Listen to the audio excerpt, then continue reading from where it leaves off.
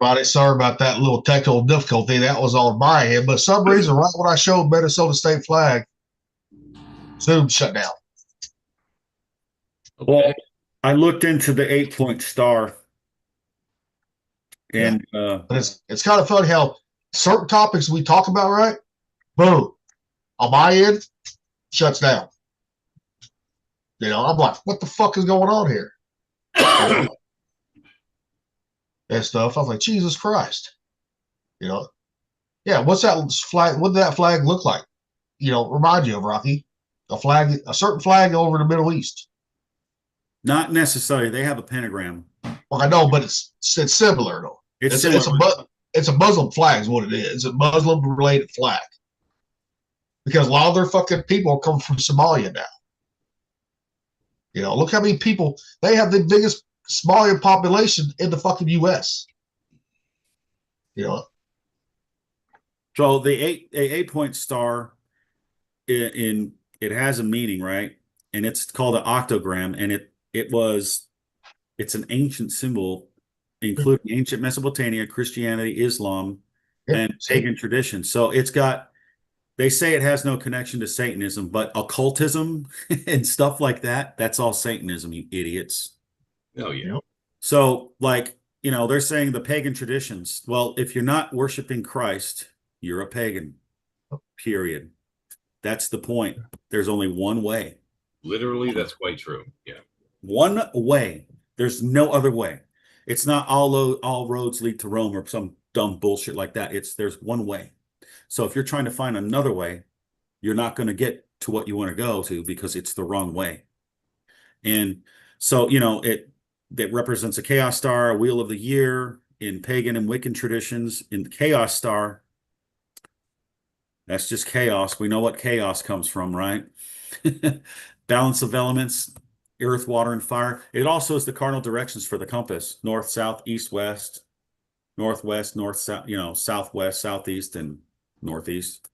So also it has the as above, so below. In Hermetic philosophy, the octagram form two overlapping squares can represent the duality of spiritual material worlds, as above, so below. That also meant on earth and in hell and in heaven, as above and so below, right? So, And I'm not yeah. convinced that it in and of itself is entirely wrong, because the Bible does talk about degrees of heaven and degrees of hell. The levels of punishment and reward aren't going to be the same, even if you're, in one place or the other. So, as above, so below, it does have some validity. And I do understand it, but I think a lot of people attribute it to far too many things and they take it way too far. Well, I mean, I think the original thing comes from this right here. I'll read it to you. It's in Jesus is the one talking about it. It's the prayer. Where's that? It's the prayer.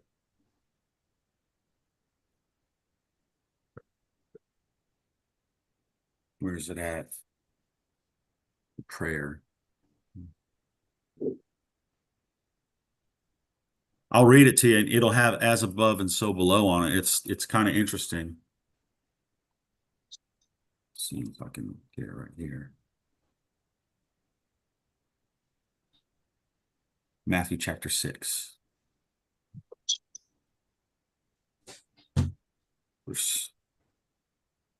Here it is. He says this, and when you pray, you must not be like the hypocrites, for they love to stand and pray in the synagogues and the street corners that they may be seen by others. Truly, I say to you, they have received their reward. But when you pray, go into your room and shut the door and pray to your Father who is in secret, and your Father who sees in secret will reward you. And when you pray, do not heap up empty phrases as Gentiles do, for they think that they will be heard for their many words. Do not be like them, for your Father knows what you need before you ask him. Pray to him, pray then like this. It says, Our Father in heaven, hallowed be your name. Your kingdom come, your will be done on earth as it is in heaven. Give us this day our daily bread, and forgive us our debts as we also forgive others, and lead us not into temptation. There was supposed to be as above or so below. Maybe it's a different translation. Might have to look at that. because I'm reading from the ESV right now. No, it says no. They cut part of it off. It says, "As it is on earth, so shall it be in heaven." I think that was the phrase. Let me see if I can get. See, that's the thing. That's why a lot of people don't fucking trust the Bible, because all the shit's been fucking cut out and just posted what they want in there. That's why a lot of people don't trust the Bible. I tell you what, man, there's a lot of translations I don't trust. The only ones that the ones that I trust the most are like the KJV. Yeah, But I'm saying, I'm a King James only guy. but I'm saying the Bible, it's just like what our media is doing now, right? They were doing that shit back then. Yeah, Just putting out the information that they want. That's there's fucking.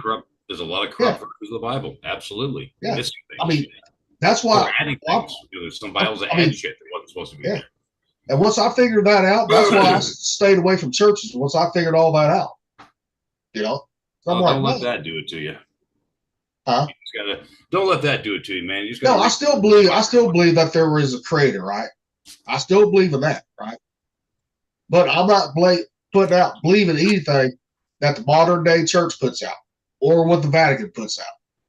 Because the Vatican, they were the ones, the Catholics, they were the ones that were fucking trimming that shit, making it where only their message was out, fit their narrative. I believe that Catholicism can be correct, and I think that it can save people, but generally speaking, I have a lot of criticisms about the Catholic Church, and it would be better ultimately if they didn't exist. I'm not talking about genocide or some such shit. I'm just saying, as an organization, I do believe Catholicism has done more harm than good. Well, now the Ethiopian Bible is more complete than the rest of them out there. Yeah, the Ethiopian Bible's got the Book of Enoch in it, which is a very important scripture. Absolutely. Because they are descendants of King James. The Ethiopian church is freaking based. So are the Russian Orthodox. Those people do not mess around. That's the church that I think is the one that's doing things right. Oh yeah. Yeah. Like they're Orthodox. So they came from the disciples and who became the apostles, like Peter, John, Mark, Paul the apostle, Saul the assassin that became Paul the apostle. So the crazy thing is, bro, is when I was on the five with you, I bought a book and it was called New Evidence That Demands a Verdict by Joshua McDowell. And it talked about, can you trust the Bible kind of thing? And they broke down after they found the Dead Sea Scrolls, a lot of stuff that they had doubts about. There were no more doubts about it after that. After they started reading the translations in Hebrew and Aramaic and all the other stuff that they would have had, they found out like the book of Isaiah was the same as the King James Version. Prophetically, like it was the same words in Hebrew that we were reading in the King James Version. Yeah. Isaiah, Ezekiel, and Daniel. Those are the three that, honestly, people say that Revelation is the terrifying book. No. Daniel is like, and Isaiah are fucking off the hook freaky, and because they don't play, man. Like in those books, they're not talking about anything good coming down the pike. They're not. Oh man, dude. The more I think about things, like just I keep thinking, I just like, man, we are in so much trouble.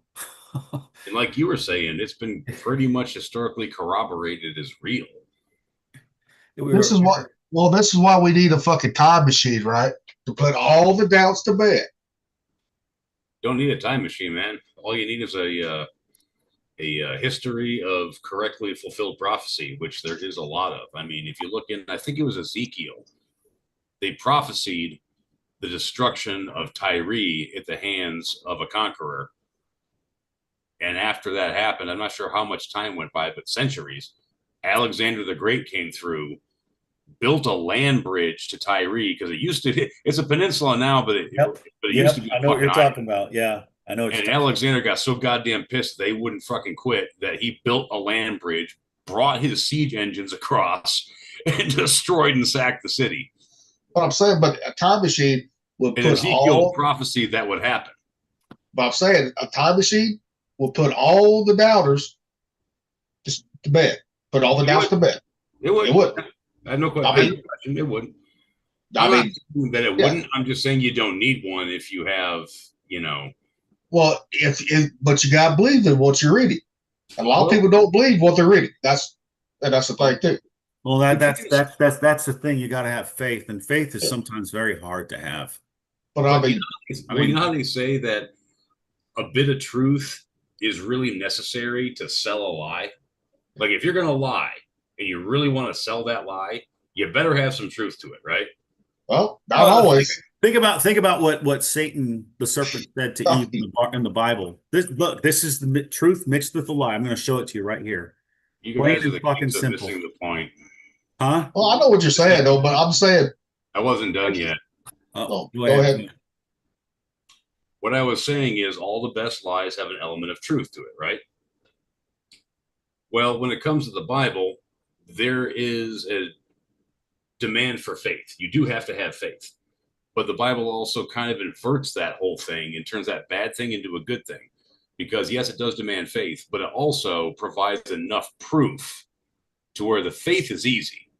It takes more effort and mental gymnastics to deny the stuff in the Bible that is provably true, the things that have provably happened, than it does to believe in God. Like believing in God is easy once you've seen a book that has that much truth in it with prophecies that have been fulfilled. You know what I mean?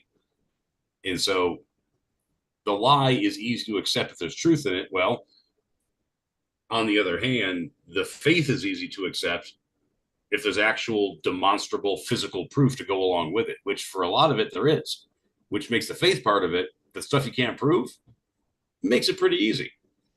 I mean, if you think about it, when they did the Scopes trial in 1925, The monkey, yeah. yeah, that they Whole taught, evolution thing. that was when they taught evolution in school, and then in 1925 and after that, you had single mother rates going up and marriage breaking down, and feminism and all the other stupid shit that's been going on for about 100 years now. We And you did know what? evolve. I'm tired We of did. hearing you talk shit about feminism, Rocky. We did not I have evolve. never seen so many sluts since feminism came about, and honestly, it's great. So you need to stop. No, But no, I'm that's saying, the country's breaking apart, dude. I'm joking, we did- everybody. I'm a happily married man. I don't partake in sluts. but we did not evolve.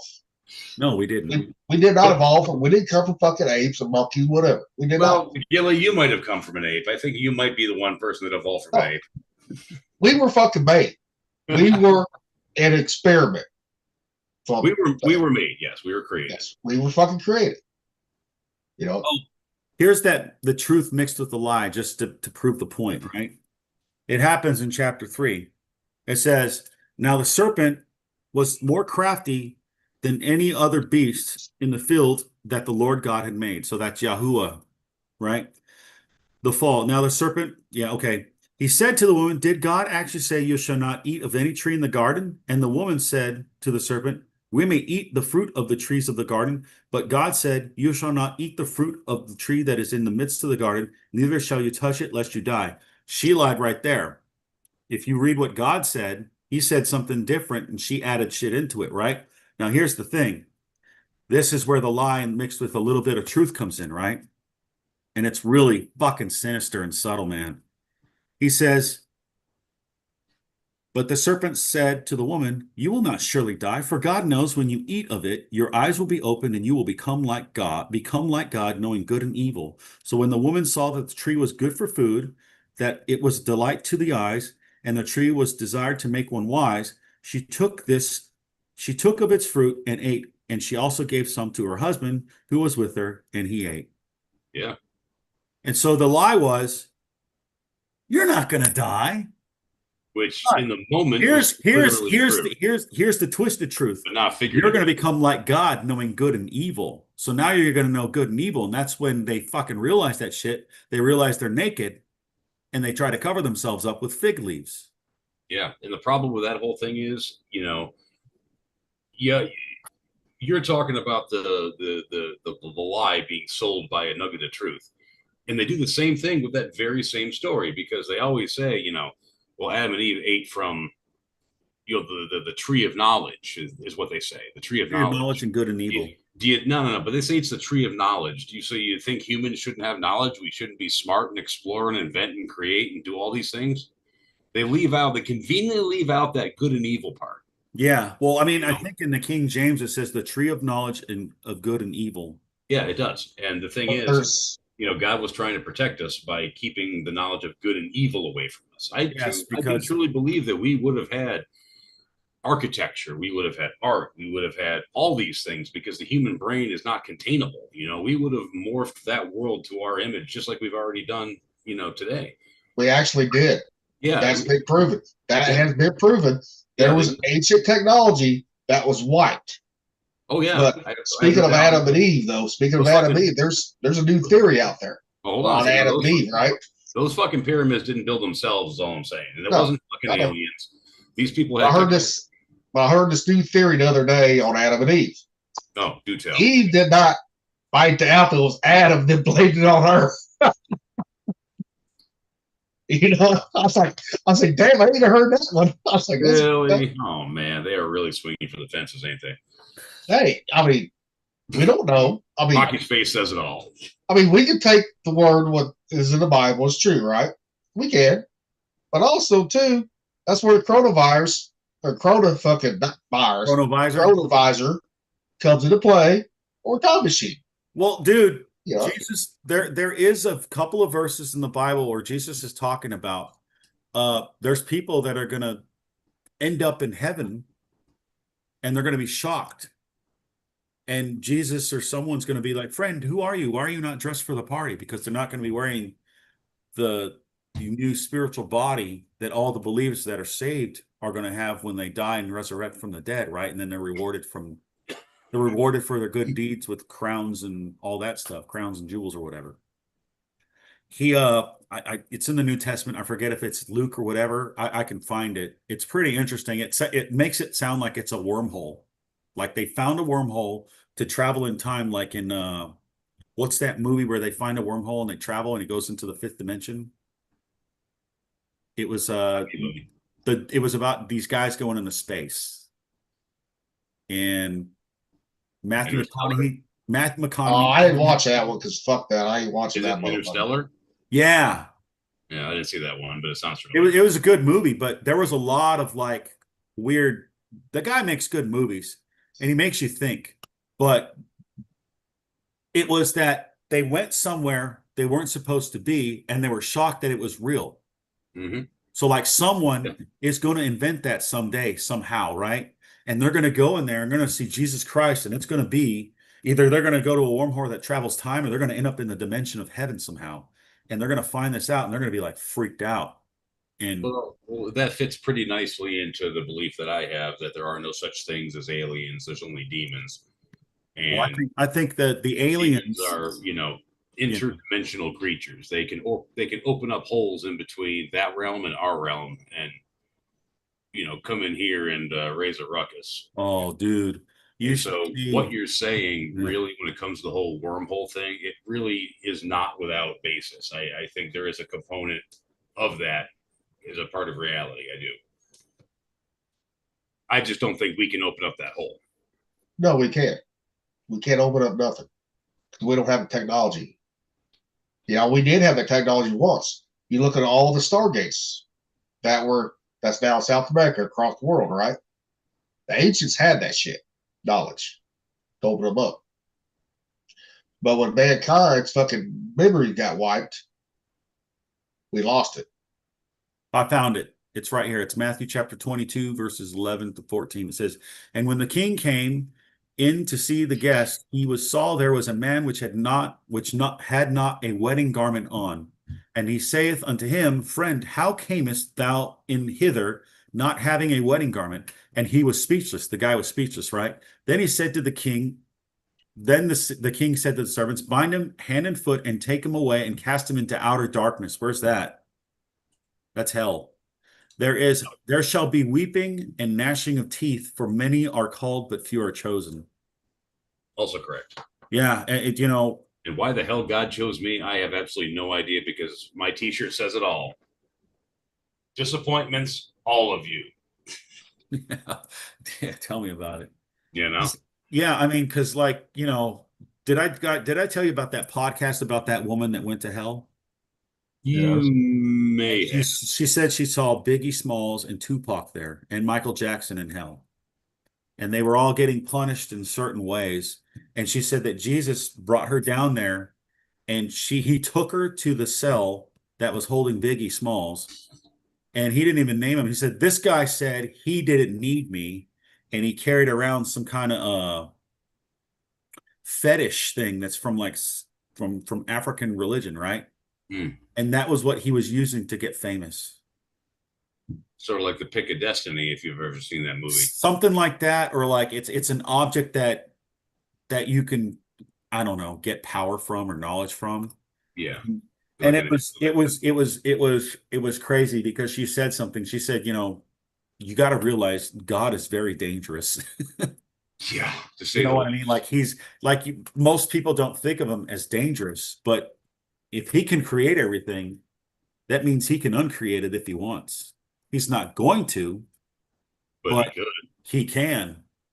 And you know, what it does is it makes him more of a mystery because you're like, well, you know, what is he really like? Because we're only getting a certain glimpse in the Bible of who God is, right? And so it's weird. It's interesting and weird. And I mean, we could probably talk about all this stuff all day, but let's let's move it along. Um, are you froze, Jay? No, I'm not Oh, froze. okay.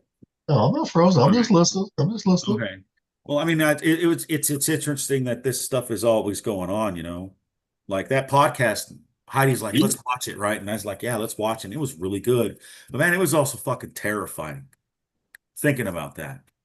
Like she said that when she saw Biggie, he had like his, I don't know, it's hard to describe his punishment, but he had like a fireball that just was eating him up from the inside, and it like completely destroyed him.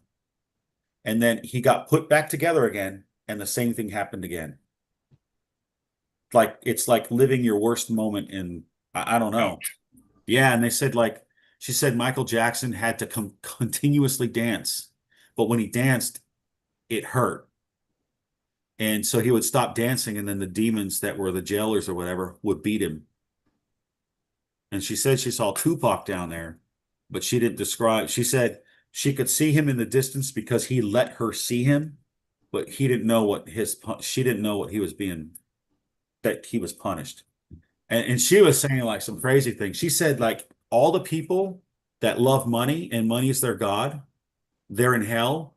And based on the time period they live in, they're eating the money and having to throw it up or something like that. Like imagine you're a Roman guy that was in Rome 200 AD, right? And you're a money grubbing person. All you care about is money. You die because you're not saved. So you have a punishment down there in hell that has to do with money. And they said the song that's played down in hell is none other than the song Money by Pink Floyd, which blows my mind. I bet you if they go to hell, all them crypto guys will be glad they got into crypto.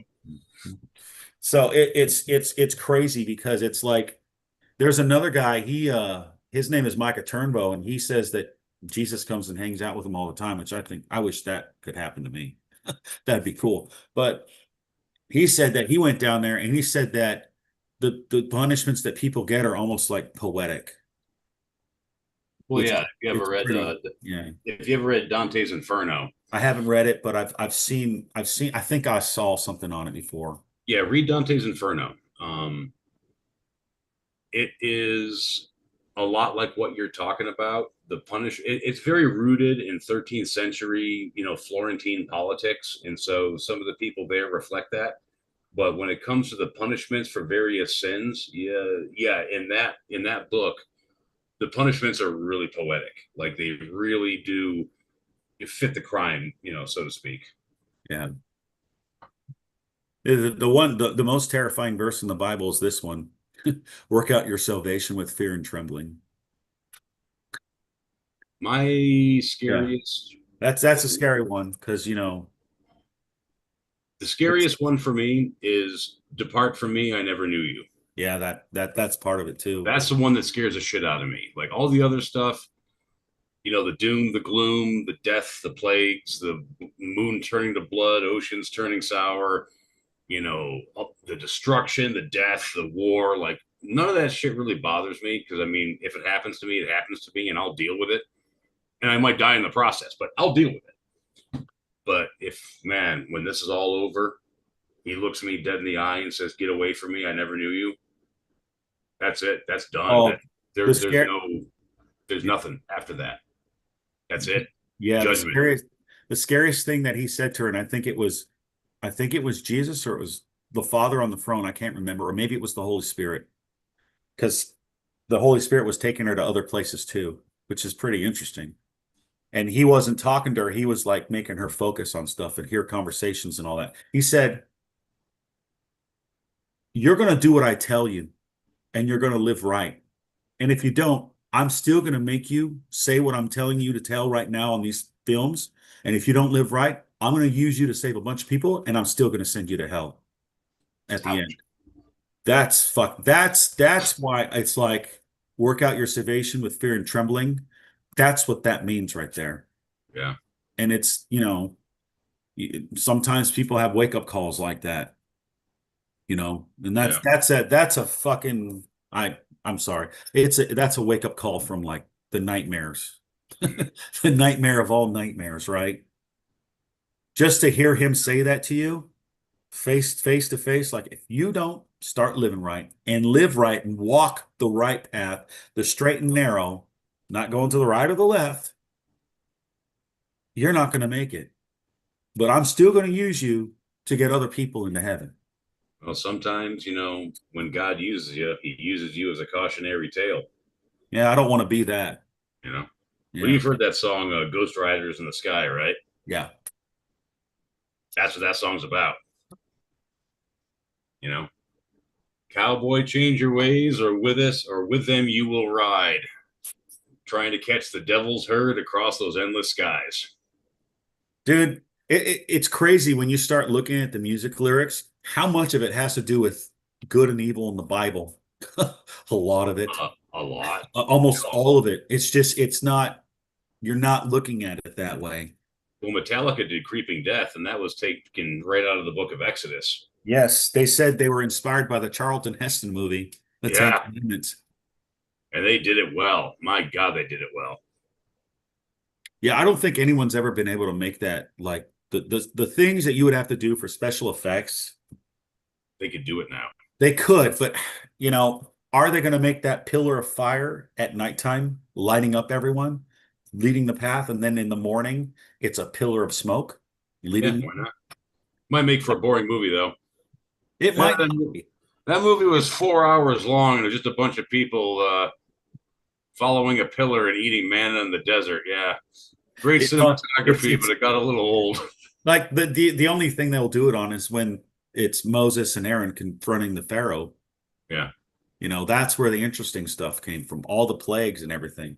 And what was so interesting about it is I didn't know this until later on. Is if you ever heard Chuck Missler talked about how the Exodus, that part in the book of Exodus, that was God doing war with the gods of Egypt and destroying the gods of Egypt. Because after that happened in Egypt fell apart and never became strong again. That was the last time they were ever a strong nation in the ancient past. What? I've also heard a lot of theories that the Egyptians came in on the heels of another civilization that was pre-flood. Yes. Built a lot of that the stuff. The Atlanteans or whatever. Because they found out when they excavate, the deeper they go and the older it gets, the better quality everything gets. Well, yeah, you got to think about it. Like, it's the same thing. Like, imagine what Eve looked like. She was probably the most beautiful woman that ever existed. I would have to probably agree with that. Because every other woman descended from her. Yeah. And that means Adam was probably the best looking man that ever lived. Maybe that's why they lived 800 years. I mean, that DNA deed, the DNA gene, has been taken out from us. Yes, that's what happened. So what it says, it edited out. It was taken out of us, and it wasn't written like that. The way it was written was God shortened people's lives because they would not stop sinning. But also, too, get back to what Mick was saying, the deeper you go, right, in Egypt, but That's the second civilization. The first one is actually in the North America, in Americas, because those pyramids are older than the ones in Egypt. Oh, there is. I'm completely convinced that there was a global pre-flood civilization because there's no fucking way that you can have such similar structures in Egypt, Southeast Asia, South America, Central America, North America. Like they're finding these ziggurats and pyramids, and they're all strangely similar, and they have a lot of the same sigils and whatnot on them. Yeah, I mean, no, there were people in North America way before even what we call the Indians. Yeah, well, and Africans, they were already over here before slavery was. When we had fucking pyramids, when pyramids would be built like along the Mississippi River, right? There's quite a few pyramids on the Mississippi River. And can you imagine what is buried under the sands of the Sahara from back when that was a rainforest and not a desert? Well, and look at the Grand Canyon. That's why the U.S. government controls the Grand Canyon, certain airspace in there. Mississippi River, right? There's quite a few pyramids on the Mississippi River. Can you imagine what is buried? Rocky, you playing something? Sahara from back when that was a rainforest and not a desert. Oh, dude. That ain't me. Oh, we're getting feedback. It was my feedback. I'm sorry. Oh, yeah. That was weird. That wasn't me, though. That was my fault. Sorry, boys. But all right. I was like, I'm not on YouTube right now. All right. But yeah, I mean, what they tell us is real. You know, they're not telling us the whole story. No, they're not. They're not. You know, because there have been multiple civilizations on this planet. Oh yeah. You know, multiple. I've said this before on this podcast also. If you look at a Roman warship, you look at a Greek trireme, you look at a Viking longboat, and you look at a riverboat and lake boat from the Peruvian natives, they're all designed pretty much the same. Like they basically had the same structure and proportions and whatnot. Like there is no fucking way that all these boats would look exactly the same, give or take, if there wasn't some sort of overarching civilization at some point. Yep. And the Vikings, they were the first ones to cross the fucking Atlantic. Probably. That's been proven. Right there. Barring a pre-flood civilization, yeah. And then you look at too that fucking Eskimos too, up there in fucking Alaska. You know, the Bering Sea and all that shit, right? What we know as the Bering Sea now. You know, those people came from fucking Russia. Yep, back when the Aleutian Islands were a land bridge. Yeah. But they were seafaring people too. At one point, they may have been, yeah. See, yeah, Magnus Verade just said, Gobekli Tepe. Gobekli Tepe. Yeah, that's an archaeological site in Turkey. Yeah, Turkey. And they said they found another one that's even older now. They have. And the thing is, what's really freaky about it is, one, it's a lot older than, stuff that we've uncovered before, but it betrays a really advanced society by looking at what was built, because most people that are hunter-gatherers, we assume people were back then, they wouldn't have the manpower and the resources to have. They already had civilization, dude. Right, like they had enough civilization to where they could afford to have people that were just artists and architects. Yeah, they had running water, a sewer system too. That's been proven too. Yep. You know what TV show kind of like breaks it down, but you don't realize it? You ever see Battlestar Galactica, the reimagined series? Not the new one. I watched the old one as a kid. It was great, man. And in the TV show, I don't mean to spoil it, but it's been out for almost 20 years now. So if you haven't watched it, don't get mad. Just watch it. As Dwight Schrute says, if you don't watch Battlestar Galactica, you're an idiot. But anyways, in that show, Battlestar Galactica. Yeah, dude, I love that stuff. And in that show, you're thinking it's modern times, right? No, it's taking place 100,000 years, hundreds of thousands of years ago, right? And they come to Earth, but the Earth they're trying to go to is the original Earth, and our Earth is not the original Earth. Interesting. And, like at the end of the TV show, right? it shows that there's humans that are like cavemen, and these people land with their spaceships, and some of them go to move to Scotland and all this other stuff, right? And they, hundreds of years later, civilization is there, and you have six, number 6 or 7, I forget, the really pretty blonde chick, I forgot her name. Trisha Helfer, she played like the best robot chick, right? And they're talking about theology and God the whole time. The whole show is about God and people and all this other stuff. And what's weird is like that TV show, the original one, was written by someone that was a Mormon. So like the Mormons believe that they have a planet that's like where God lives. It's like Kolob or something like that, or Loco or something like that. And in the TV show, it's almost the same words, but it's said a different way. And so it's weird because, like you said, the ancient technology, people did have ancient technology back then. It's apparently true. I mean, they had better architecture than us. Well, go watch Expedition Unknown with Josh Gates. You will see that's like Gobi Tepe, right? Like all that shit, like Little Tate said in the comments, like Nick said, or you said, I can't remember which one. Our commenter said it. But he's on those dicks. He goes all those dicks and shit like that. Yeah. You ever listen to Graham Hancock? He's got some pretty interesting stuff to say about ancient architecture. Oh, dude. If you wanna have a good podcast that talks about some ancient architecture, there's a guy named Derek Olson, and I forget what it was. It was called Marvels from the Past or something like that. He talks about all the ancient art, all that stuff, dude. He was on Blurry Creatures, and they have guys that go in there. Like the reason I know that they said Göbekli Tepe. There's an even older site that they found that they're just starting to, I think, excavate now. And Josh Gates has talked about that. It's Göbekli something else though. Göbekli. God damn it! You're screwing me up now. But I watched that one on Expedition Unknown. You know, they were talking about that right there. You know, it's like Little Tate just said in the comments. You know, they was using hydraulics. The Egyptians were using hydraulics, using water. Yeah. I mean, look, you see that one thing in the hieroglyphics? It looks like a huge light bulb. Yeah. But it looks like it's an electric snake that's being used as a light bulb. So the thing is, like the pyramids was never meant for the fucking tubes. They wasn't tubes. They were power generators. That's what they was. Kind of like in Transformers, right? Yeah. Yeah, because they use hydrogen, right? That was powered by hydrogen. That's been proven because they got hydrogen marks on the fucking walls. They've tested them. It's also interesting if you look at the construction of the pyramids. The outside is limestone, which is an insulator, and the inside was granite, which was a conductor.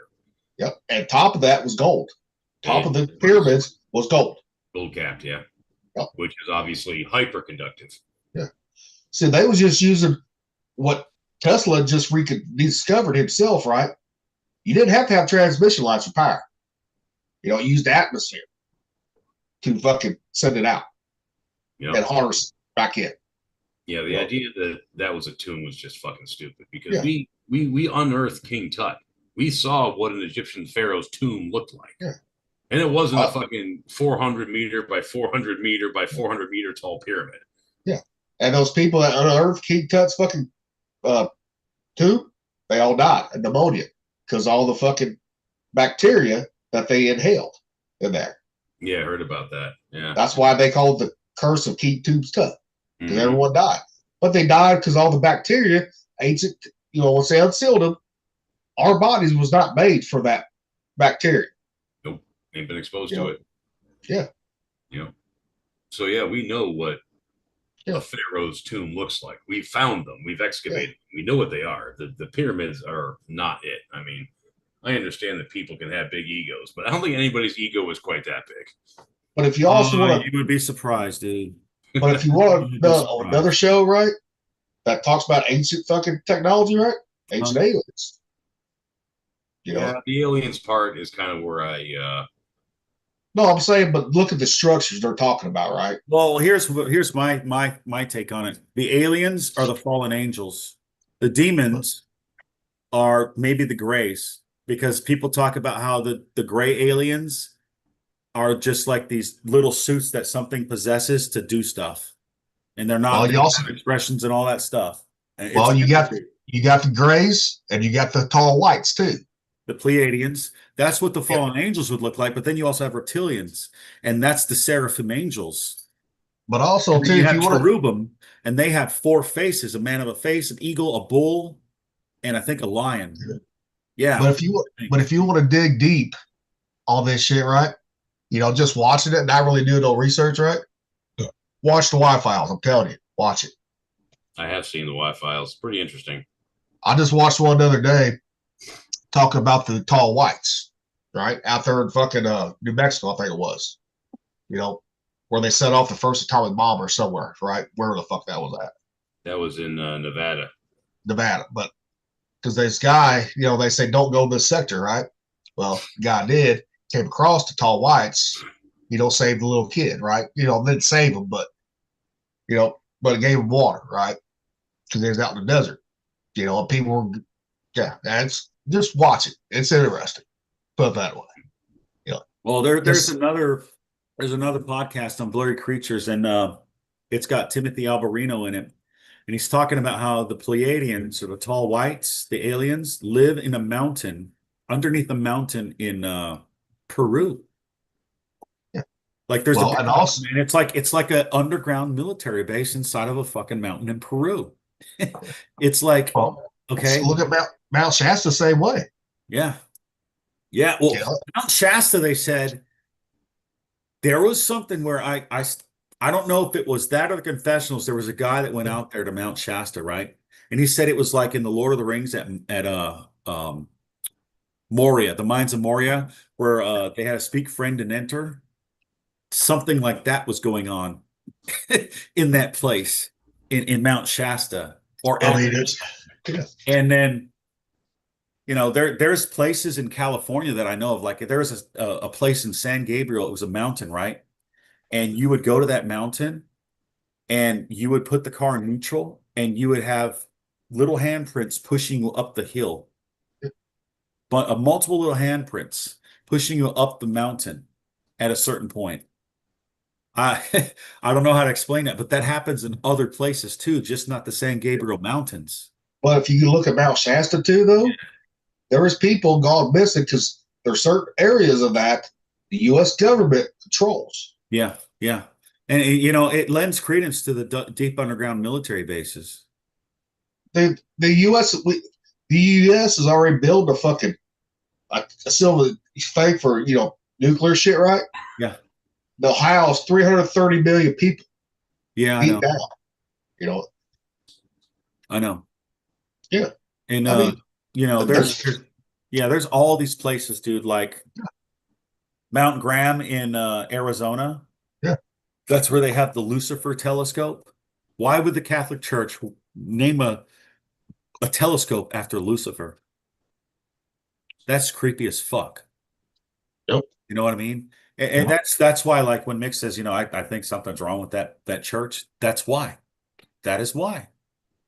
That is why. And then, there's all these other places. Like I remember, dude, like I think I went to Fort Irwin and it was underground somewhat. Me and my friends, man, we were riding around in his 86 Camaro when we was like 15, 16. I might have been 15, 16, and then like 17, my friends. And we went to a base and there was just a fence line there and a guy standing guard. And there was a ramp that opened up like this. It opened up like this and then went down. I was like, this is crazy. And we were like, well, we probably shouldn't be here. Let's turn around, guys. But that was out in the middle. That was out in the high desert in California back in like 1994, 95, dude. Yep. So, yeah. of course, I didn't know anything about that kind of shit back then. Yeah.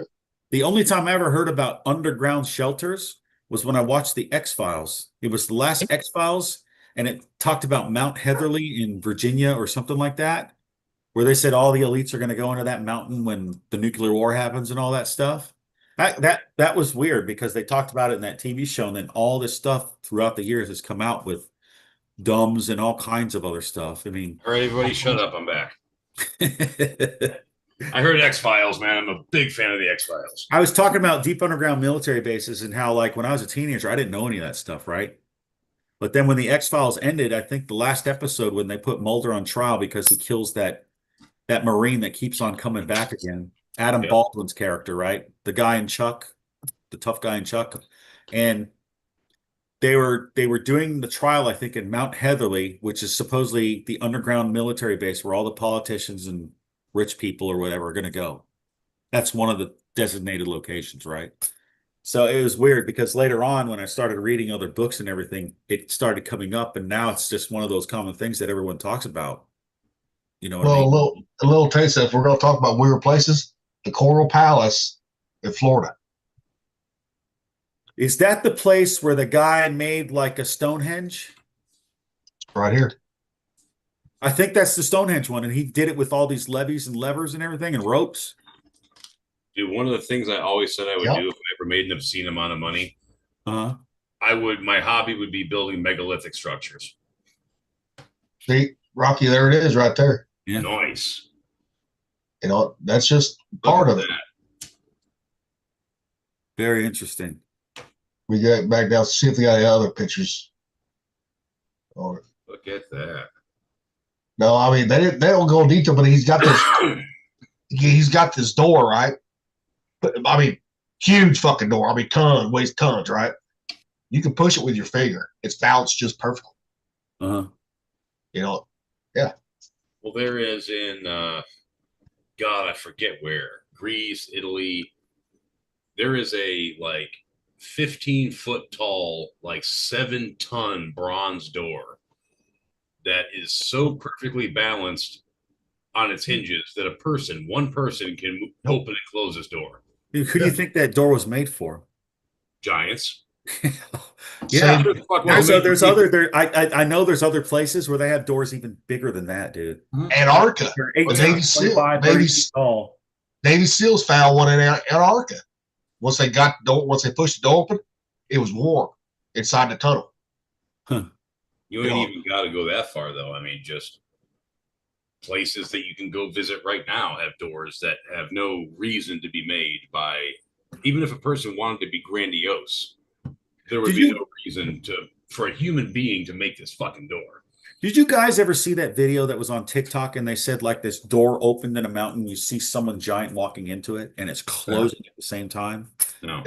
Yep. Yeah, dude. There was a video. And then, dude, there's other crazy videos, and I don't know if they're real, but they're interesting. It's like this one guy, he disappeared. He said he saw a giant on the mountains in Oregon or Washington, and he disappeared after he talked about it.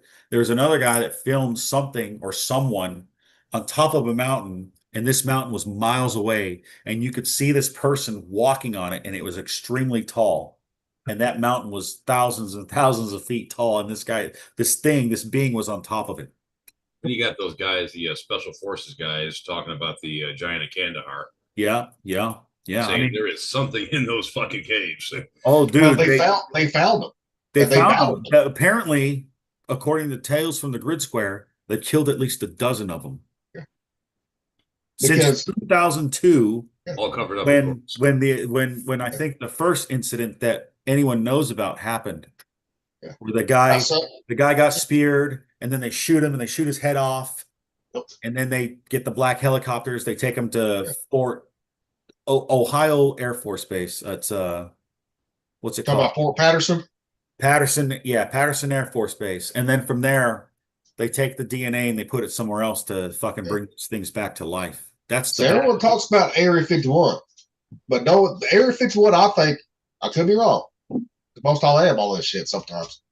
Area 51 was built to divert attention from Patterson Air Force Base. Could be. Because the spacecraft. Here's the thing. Like when they're putting these bases there, are they putting it there because it's got to be a specific location because there's some kind of resource underneath that they're using? Well, I don't know, but I know for a fact, and this has been proven in the records, right? 1940s or something like that, in New Madrid, Missouri. UFO crashed. And people from Patterson Air Force Base came and got it, cleaned the whole area up, and fucking took it back to there. I've That's never been even heard proven. of that incident in Missouri. Yeah. What year was that? All right, we bring it up here. New Madrid, Missouri, Not for UFO. nothing, but have you noticed how tall Afghanis tend to be? Some of them are very tall. Like crazily tall. Yeah, I mean, because they're just saying saying. that like there's some giants that they dress like Afghanis, but Oh. they're red haired, and that some of the people they sacrifice to the giants like they're their gods, and they dye the hair the same color on the goats to match the giant's hair. Damn. That's crazy, and it's red. And if you give me a chance, I think I can find it on Tales from the Grid Square. I think it may take me a while. 1941, Cape Girardeau, near Cape Girardeau, around New Madrid. So they're down to Boot Hill. So that's before Roswell. Yeah, Roswell was 50s. No, it was 1947. Oh, was it? I thought it was like the early 50s. And then the next Oh, year, it's- that's when they found the Dead Sea Scrolls. Okay. Well, I'm an idiot. All Then. right. I shouldn't talk without knowing. UFO crash, New Mexico.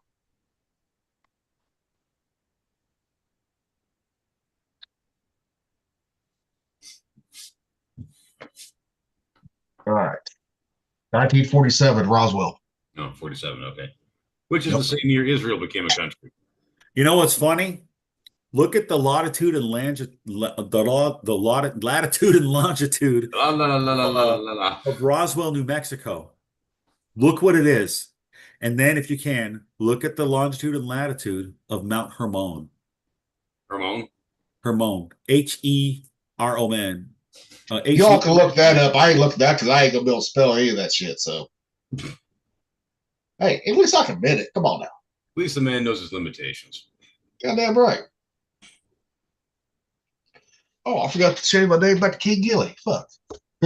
That's when we fucking crashed. Oh, yeah, I forgot to change my name too. What the hell?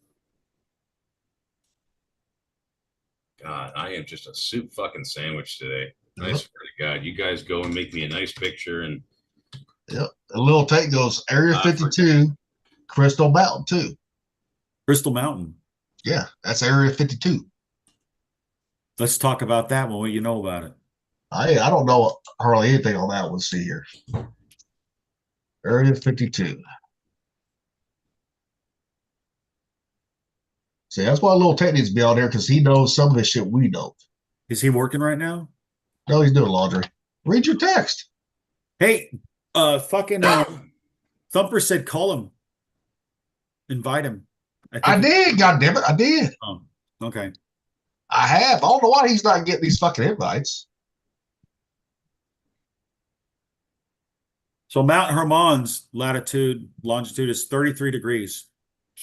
the old 33. Guess what it is in Mount Roswell? It's also 33 fucking degrees. And they say Mount Hermon is where the angels came down, the Watchers came down and made the deal with mankind for the technology for the women. And of course, 33-degree Mason is as high of a Mason as you can go. There's that fucking number again, right? Which equals 66, then goes to 666. It's like, come on, how many times do you have to see this pattern of numbers before you start realizing that some of this stuff is real and there is a connection? Oh yeah, no, it's You know. definitely there. I don't think we know the nature of it largely, but yeah, the patterns are kind of hard to ignore. Well, Thumper, I'll send him fucking invites through email and through here too. So I know he's gonna get one of them. So Roswell is 33.400322 and 104.534987. And then for Mount Hermon, it's 33.24. They don't have the number written out like that. It'll say 33 degrees, 24 minutes, 58 seconds north, 35 degrees, 51 minutes, 27 seconds east. So it's on the 33 degrees. And that's what's so weird about it, is because you have that stuff happening thousands of years ago before the flood of Noah. And then in 1947, as the atomic age starts, you have that UFO crash that completely kind of sets up the whole military industrial complex after that. Which I think probably was going on before that, to be honest. Well, if they were doing stuff, we're doing World War II. 1941, the crash in Missouri. 1941. But you also got tales too from the old West days. Yeah, Cowboys and aliens. 1865, they saw a UFO crash in the mountains. Yeah, Yeah. I know that story. The crazier story is in 1911 in Truth or Consequences, New Mexico, that there were some cavalrymen from the army chasing Indian bandits into a cave. And they went into that cave, and guess what they found? They didn't find the Native Americans. They found gray aliens in a UFO. And actually, that was the first time that the U.S. government, through the army, contacted these entities back in 1911. So if that's real, which it could be, it's a amazing, crazy story. That means that they were getting technology back then too. Yeah. I mean, 1911, what else happened? What gun came out in 1911? Colt 45.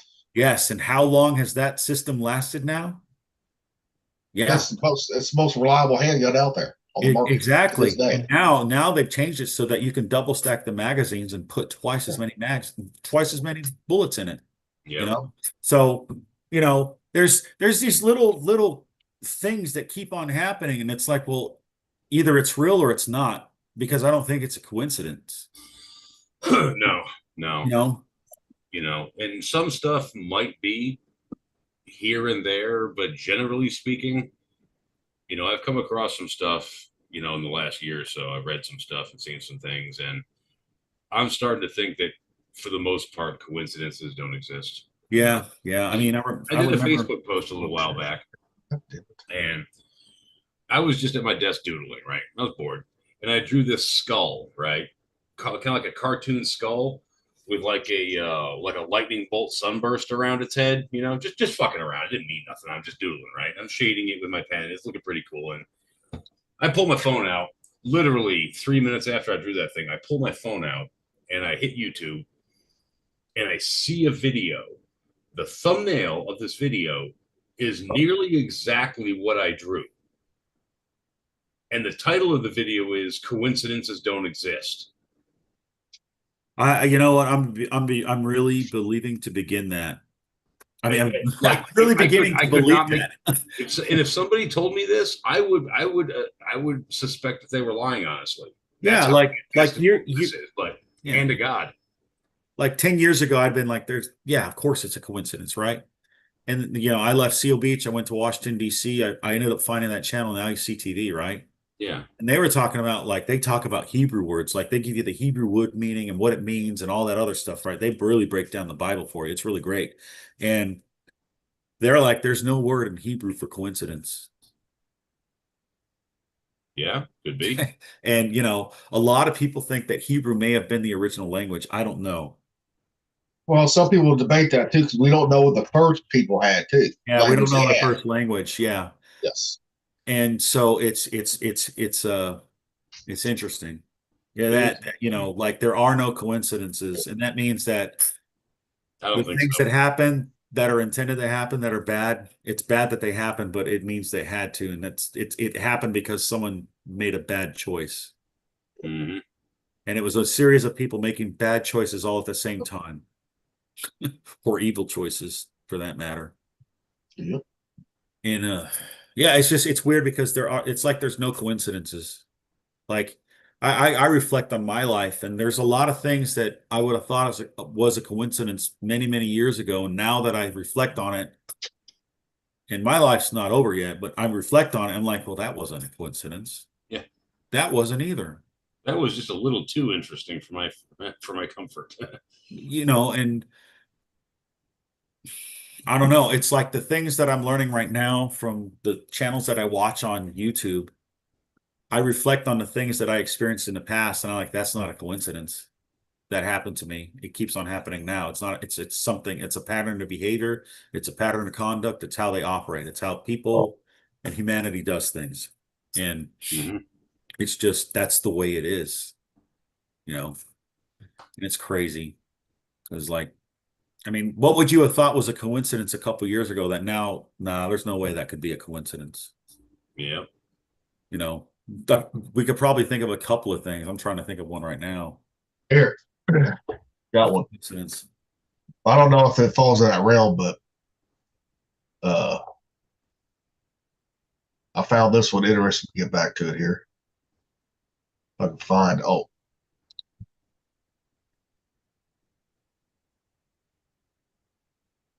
all right.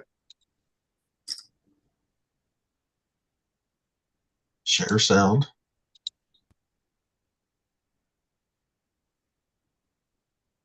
The X-Files? Yeah, so it wasn't just Alex Jones saying that a government agency was going to hijack a jet, fly the World Trade Center. The X-Files spinoff, The Lone Gunman, one of its main episodes was about that specific story. Bring down a fully loaded 727 into the middle of New York City, and you'll find a dozen tin pot dictators all over the world just clamoring to take responsibility. I can't believe it. This is about increasing arms sales.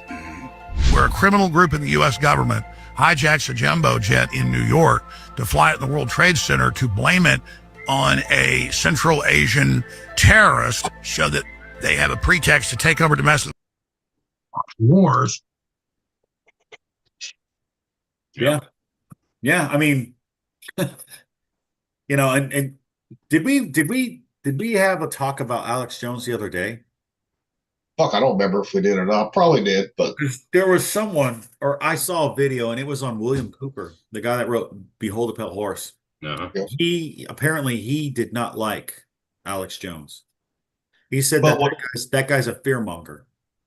but a lot of what he has said It's was true. true. It's true. Not all of it, but a lot of it was true. So I remember, dude, they had this one where he was in a court case, and they were asking about like the Sandy Hook shooting or something like that, and he was like, "Well, like this thing right there," and the lawyer was like, "Well, you asked. It's right there. It's fucking public knowledge." Because I think he was saying that the Sandy Hook shooting was a conspiracy, which that's why he got sued. Yeah. That's why they sued him. Place up. I mean, and he did lose that battle.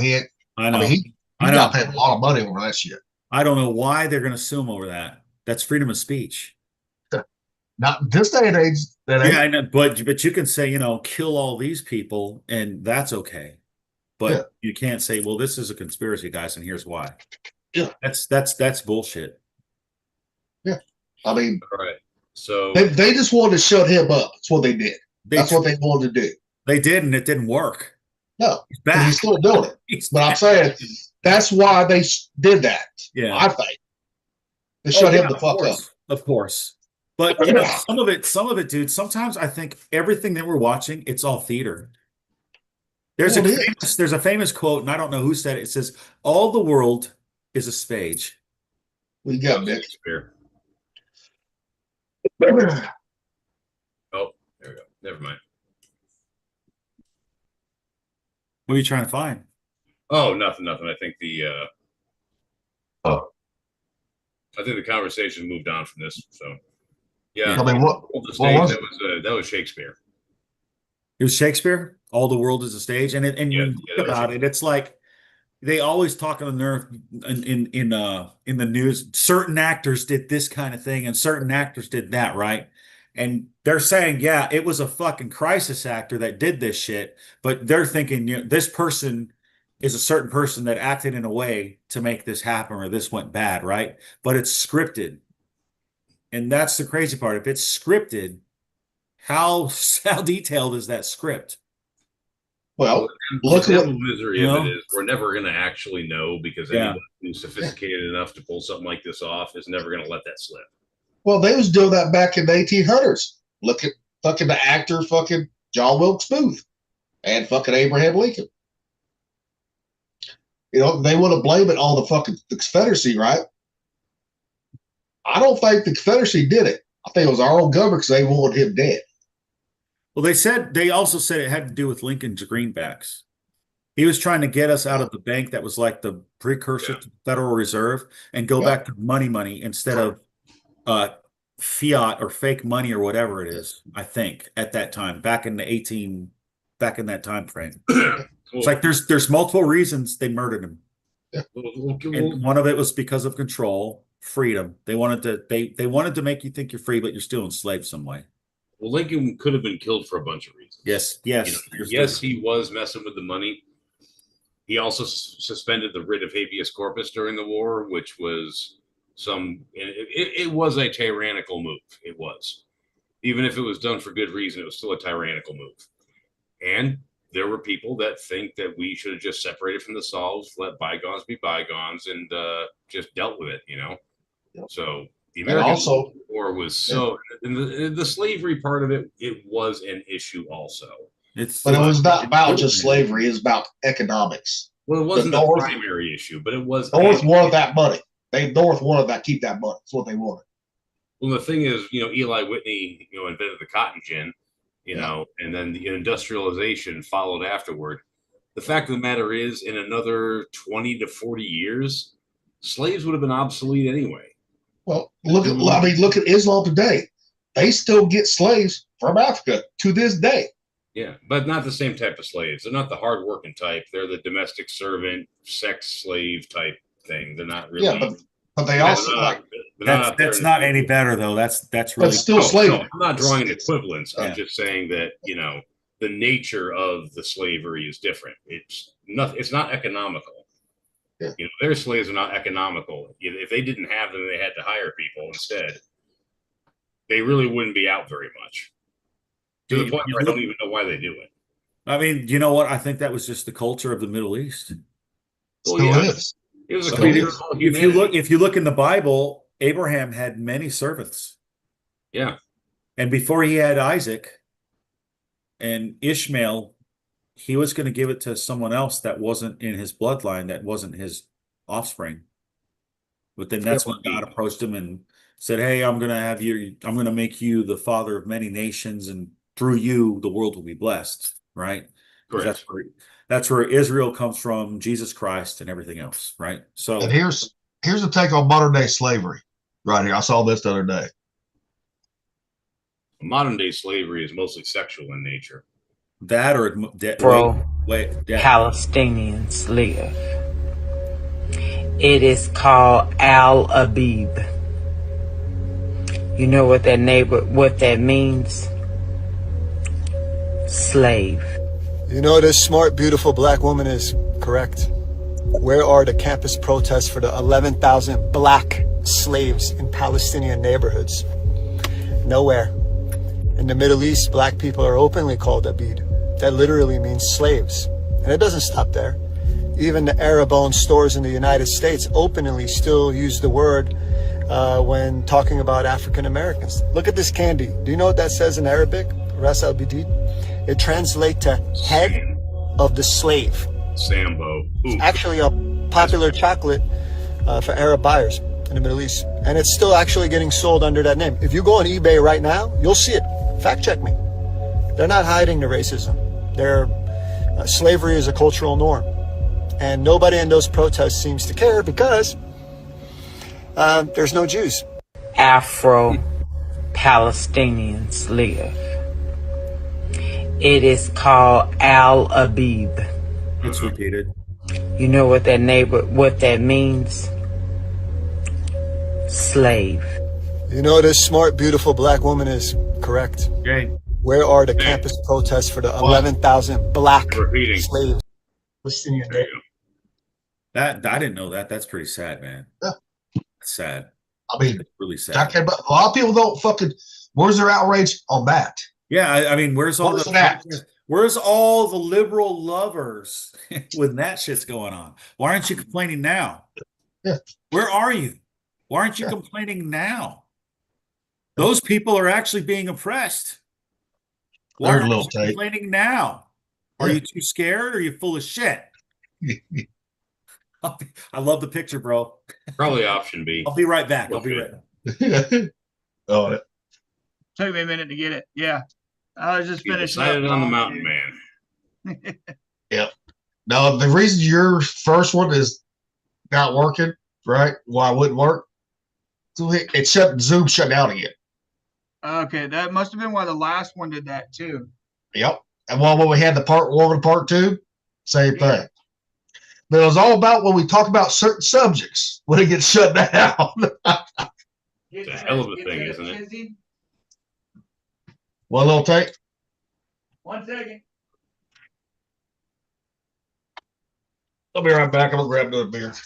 Don't leave me alone with Tate. He's scary. What's up, buddy? How you doing? I'm good, man. I'm good. Yourself? Yeah, not too bad. I got Labor Day off, so that's a pretty nice thing. That's always fun. Yeah, yeah. So what you up to, man? I ain't seen you in a minute. Nothing much, man. I had to go in. I've been busy like all week, man. There hasn't been a day that I haven't left this fucking apartment, man. Killing it, huh? Yeah, just fucking getting shit put together, fucking unloading the car, fucking. When you gotta start fresh, man, you got all that shit to get again. Like whenever you did a move in the military. Yep, yep. I remember. Yeah, but you're a lot lighter packing this time than he was moving in the military. Can't No, fit in no two well- sea bags anymore. Shit, man. I wish I had only came with 2 sea bags. Now that I start putting in the apartment, holy shit, dude. I have no room for anything. Yeah, it was weird, man. When I went to go work at Moses Lake, I worked for about half a year. I worked 3 hours away from home. I had an apartment there. Company paid for it, all that stuff. And I moved in there, man, and I took the bare freaking minimum. And by the time I left there, I drive a Chrysler 300, so a pretty big sedan. That motherfucker was filled to capacity, back seat, trunk, passenger seat with shit that I had. You could not believe, even when you're trying to like not having too much stuff, the amount of stuff that you accumulate will fucking surprise you. Yeah, but it's still more than or less than what you would do with the family moving in the military.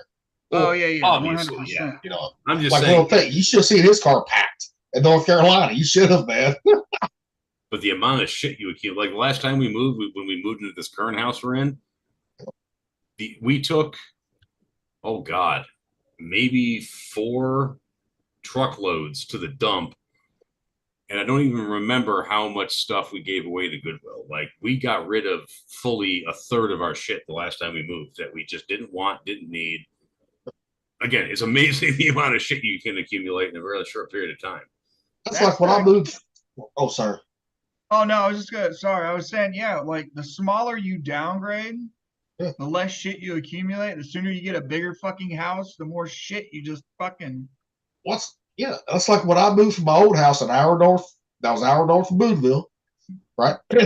Cleaning out the house, right? Getting ready for the move.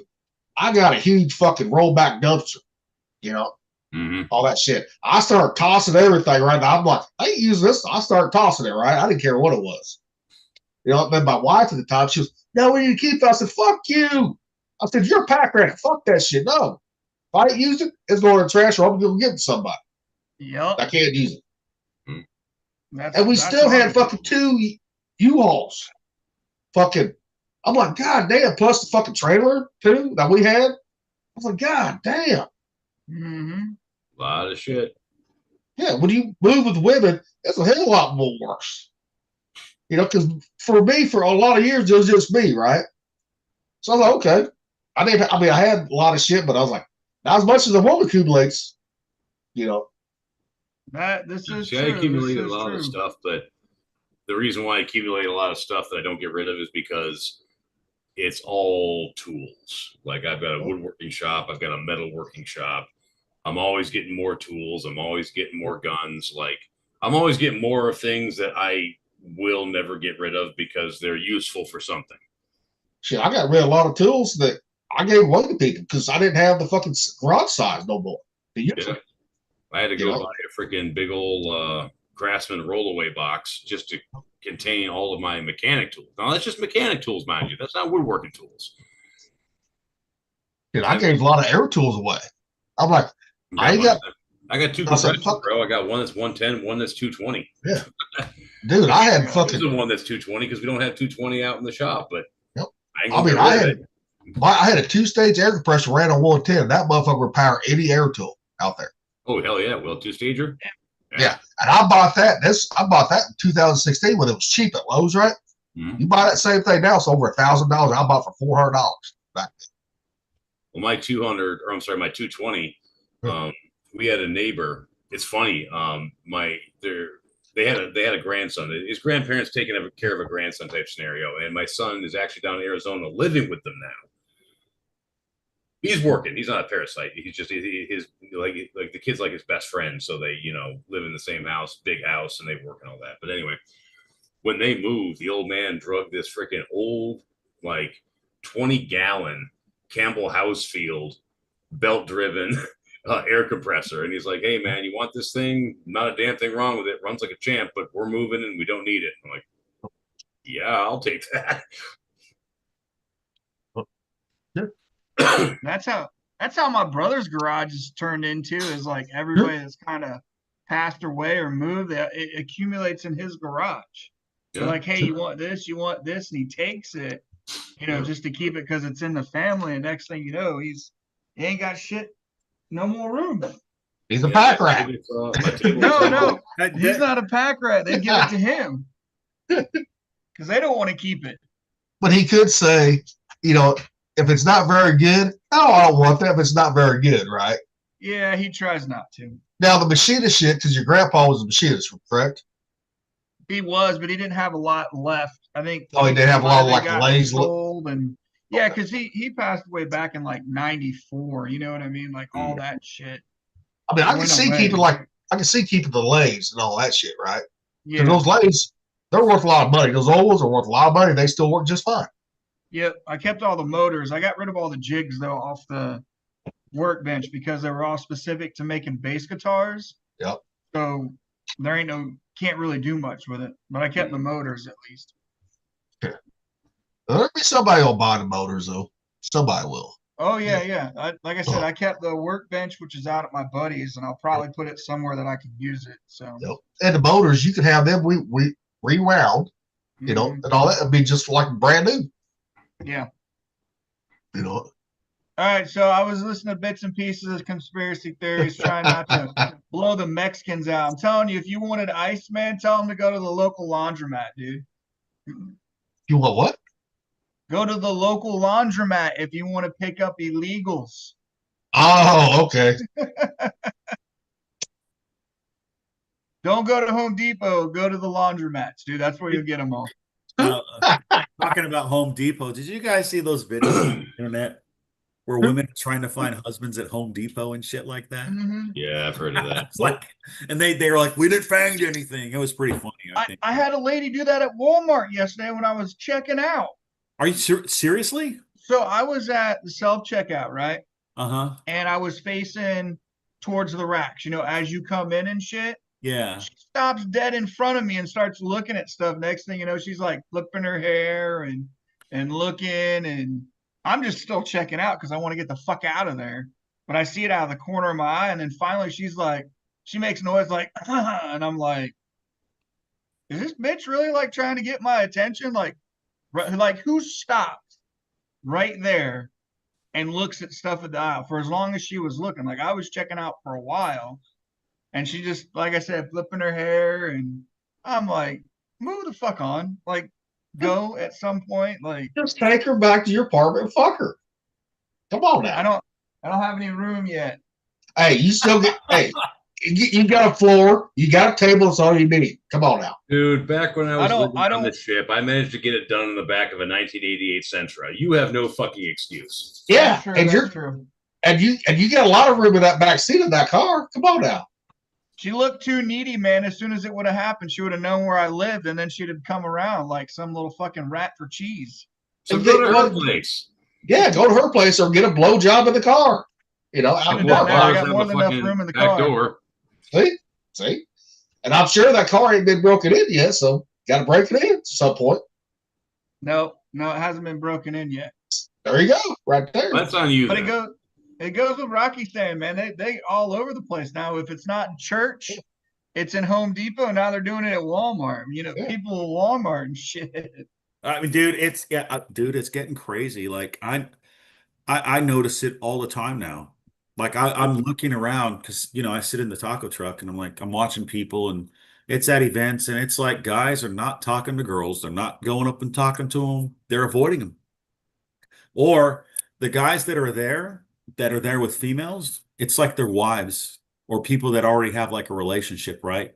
Yeah. And the crazy thing is, like, I went to a place where they played like they had a Fleetwood Mac cover band. There was a lot of people there, right? A lot of guys and a lot of girls, but a lot of the guys were with girls. And there was a lot of women going from like the ages of like probably 26 to like 50 something, all there dressed up to the nines or whatever, trying to look cute, getting liquor and everything, and they're looking around and no guys are talking to them. And this is an outside venue. Okay, and then I went to another place where there was a dive bar, and there were a bunch of people going in there, right? And there was a couple of couples going in. But then I saw a group of about 8 to 15 women, I think. They were all like 35. They were all overweight. And they were all trying to dress up sexy.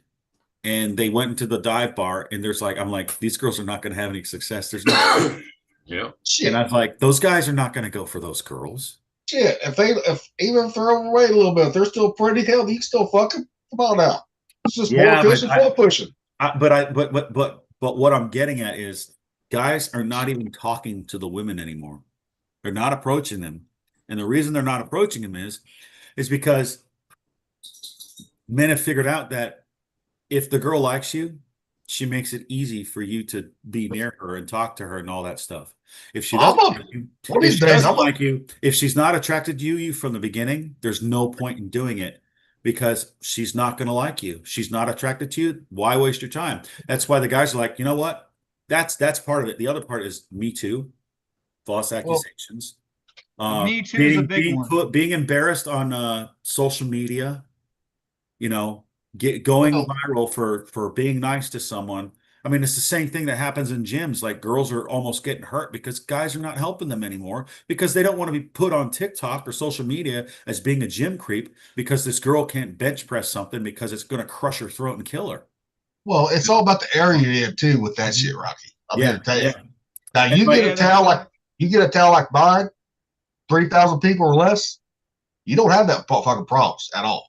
Yeah, well, it's even crazier. Like in New York City, Chicago, those are big cities. That's what I'm saying. Yeah, it's out the rural areas, small towns. You don't have that problem. Yeah, they're saying in LA, a lot of the clubs had shut down because guys aren't going to the clubs anymore.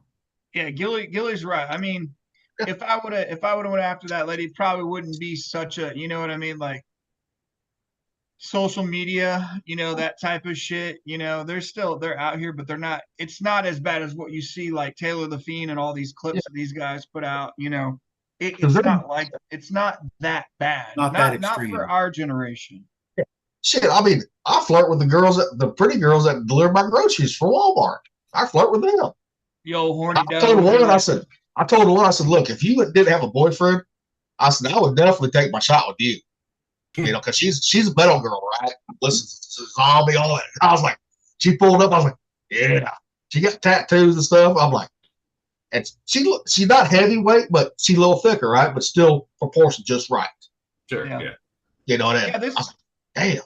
This lady wasn't bad. She was blonde hair, had some nice titties on her, little bit of arm back fat, you know what I mean? But she wasn't too heavy. Yeah. Shit, last time I was at the bar, I was still married. We was at the pool hall, right? I went up to talk to this guy I knew who was an Air Force veteran. Bullshit, I was getting some more beer. Bullshit with him while I was waiting for the beer. Here come these two fucking cougars, right? I say cougars because they was damn near 60, right? And they did look good. They did. They came up, hey, what's y'all's name? I said, I'm married. First thing I did, I said, I'm married, right? Then here come my wife, right? Going up there. Well, who's these hoes? I was like, I already shut it down. I said, they can have him. And stuff like another time I was at the bar with her. She wanted to leave early. She went back to the house. I said, I almost stay. She goes, you can stay here. I said, okay, fine. Here comes this girl in her 50s. She goes, where's your wife? I said, she went home. So she was buying me drinks. I didn't approach her. She approached me. That shit just happened, Rocky. But you got to do it in the small area, the rural areas. That's where it happens. Yeah, I know. You got to go where there's better family. It seems better family values. Yeah, I have never. I mean, for a long time, I don't approach girls at the bar. If I'm at the bar, I don't approach them. If they want to get with you, they'll approach you. You know what though? I've never approached a girl really. Yeah. Never have. But when I did and I tried to chase one, she rejected me. I never did it again. And every girlfriend I had after that chased me. I just don't go to the bar anymore because it ain't worth it. Yeah, I'm well, within walking distance to the yeah, bar. that's what's going on. It's like guys are not going to clubs or bars or anything like that. Well, Anymore. they still do around here, but I'm saying it ain't worth it for me Yeah. because there's always one motherfucker that's whiskey drunk that wants to fight. Always. Yeah. I'm like, I don't need to get arrested, even if someone punched me, right? I'm gonna hit the motherfucker upside the head with a beer ball. You know, and that can be considered a weapon right there. So I'm like, it ain't worth it no more. You know? Yeah, I mean, it's just it's nuts that Yeah. I see a little bit of that happening out here where I'm at. Yeah, but you're more of a liberal area, and it's a big area. It is like there's more liberals out here, and Yeah. you know what? And I think that's why I'm seeing the dynamic that Taylor the Fiend and Strong Successful Male and Cosmic Verse and all these other channels are talking about, because when you have those certain kind of people with those certain kind of beliefs, that shit's going to happen. But like when we was out there in North Carolina, 4th of July, right at your place, right? Well, I had to go over the rivers. They shot a rocket over there and landed in a parachute. If she wasn't married, I would have took my shot with her. You all wouldn't have seen me probably the rest of the night.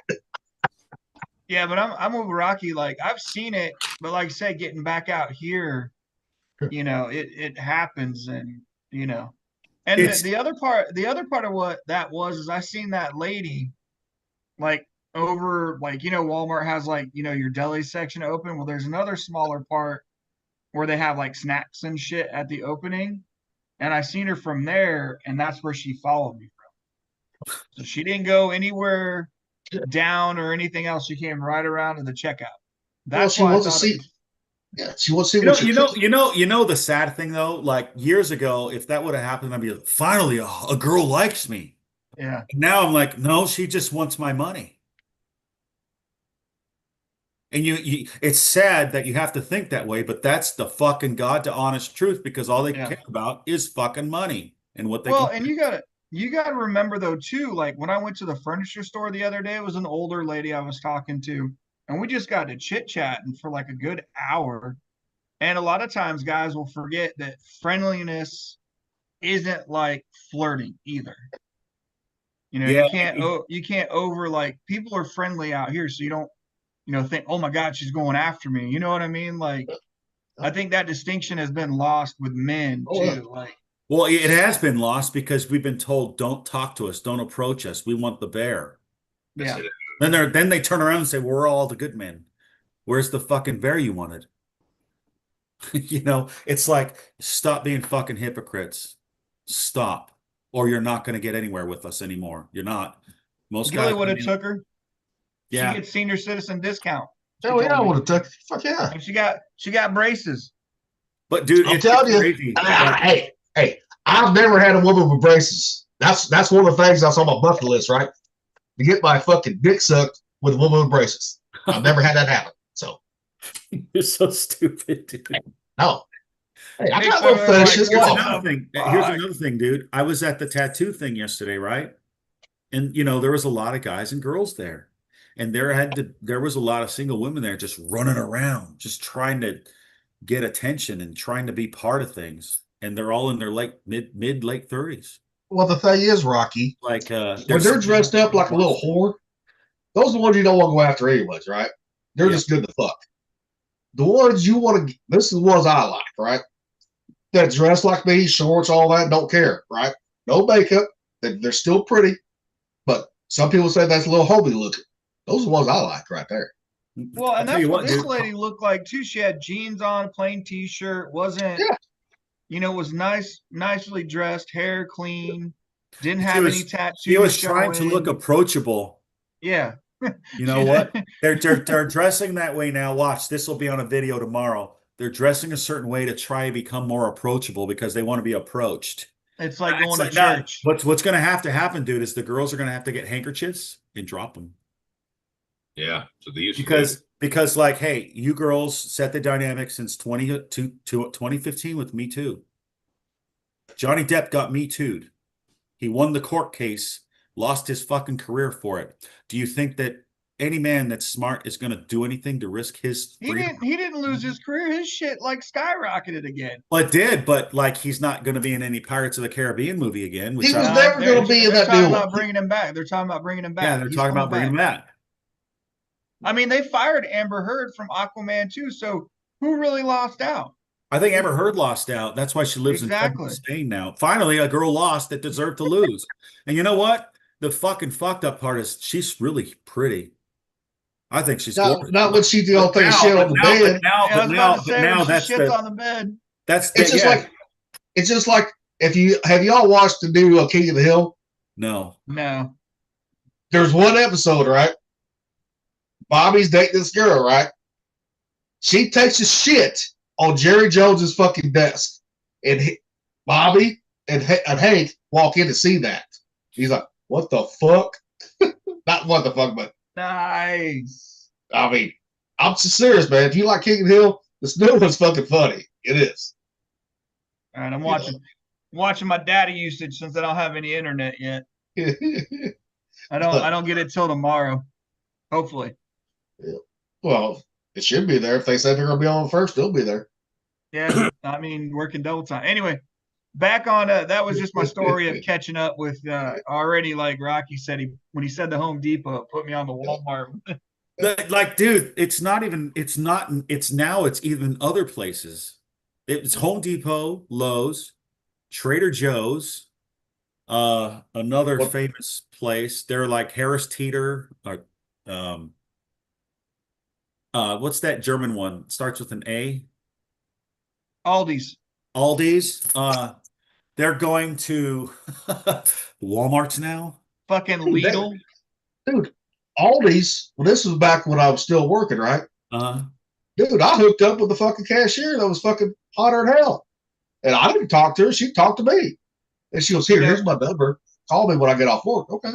She just wanted to fuck, dude. that's the way it's going to have to work because, guys are not going to sit there and waste their money for someone that don't like them. No. And No, that's or what's going to happen. you know, another spot to go up to would be IKEA. Good thing And, well, and if women see that's why they look at your grocery cart. Yep. You know, I figure this do. out. If you got a lot of ingredients, especially fresh, and then they know you can cook. Yeah. You know, I accidentally stole a lady's cart that day too. True. Because we had the same things like purple onions and shit in there. Yep. And we were in the bakery. And I go to take off with her cart and she's like, hey dude, that's my cart. And I was like, oh shit, my bad. She's an older lady. Yep. It was funny as hell. And then that's what she said. She's like, at least I know somebody else does the same thing that I do. And I was like, oh, run. Hey, don't discount the older women. I'm telling you, just don't discount them.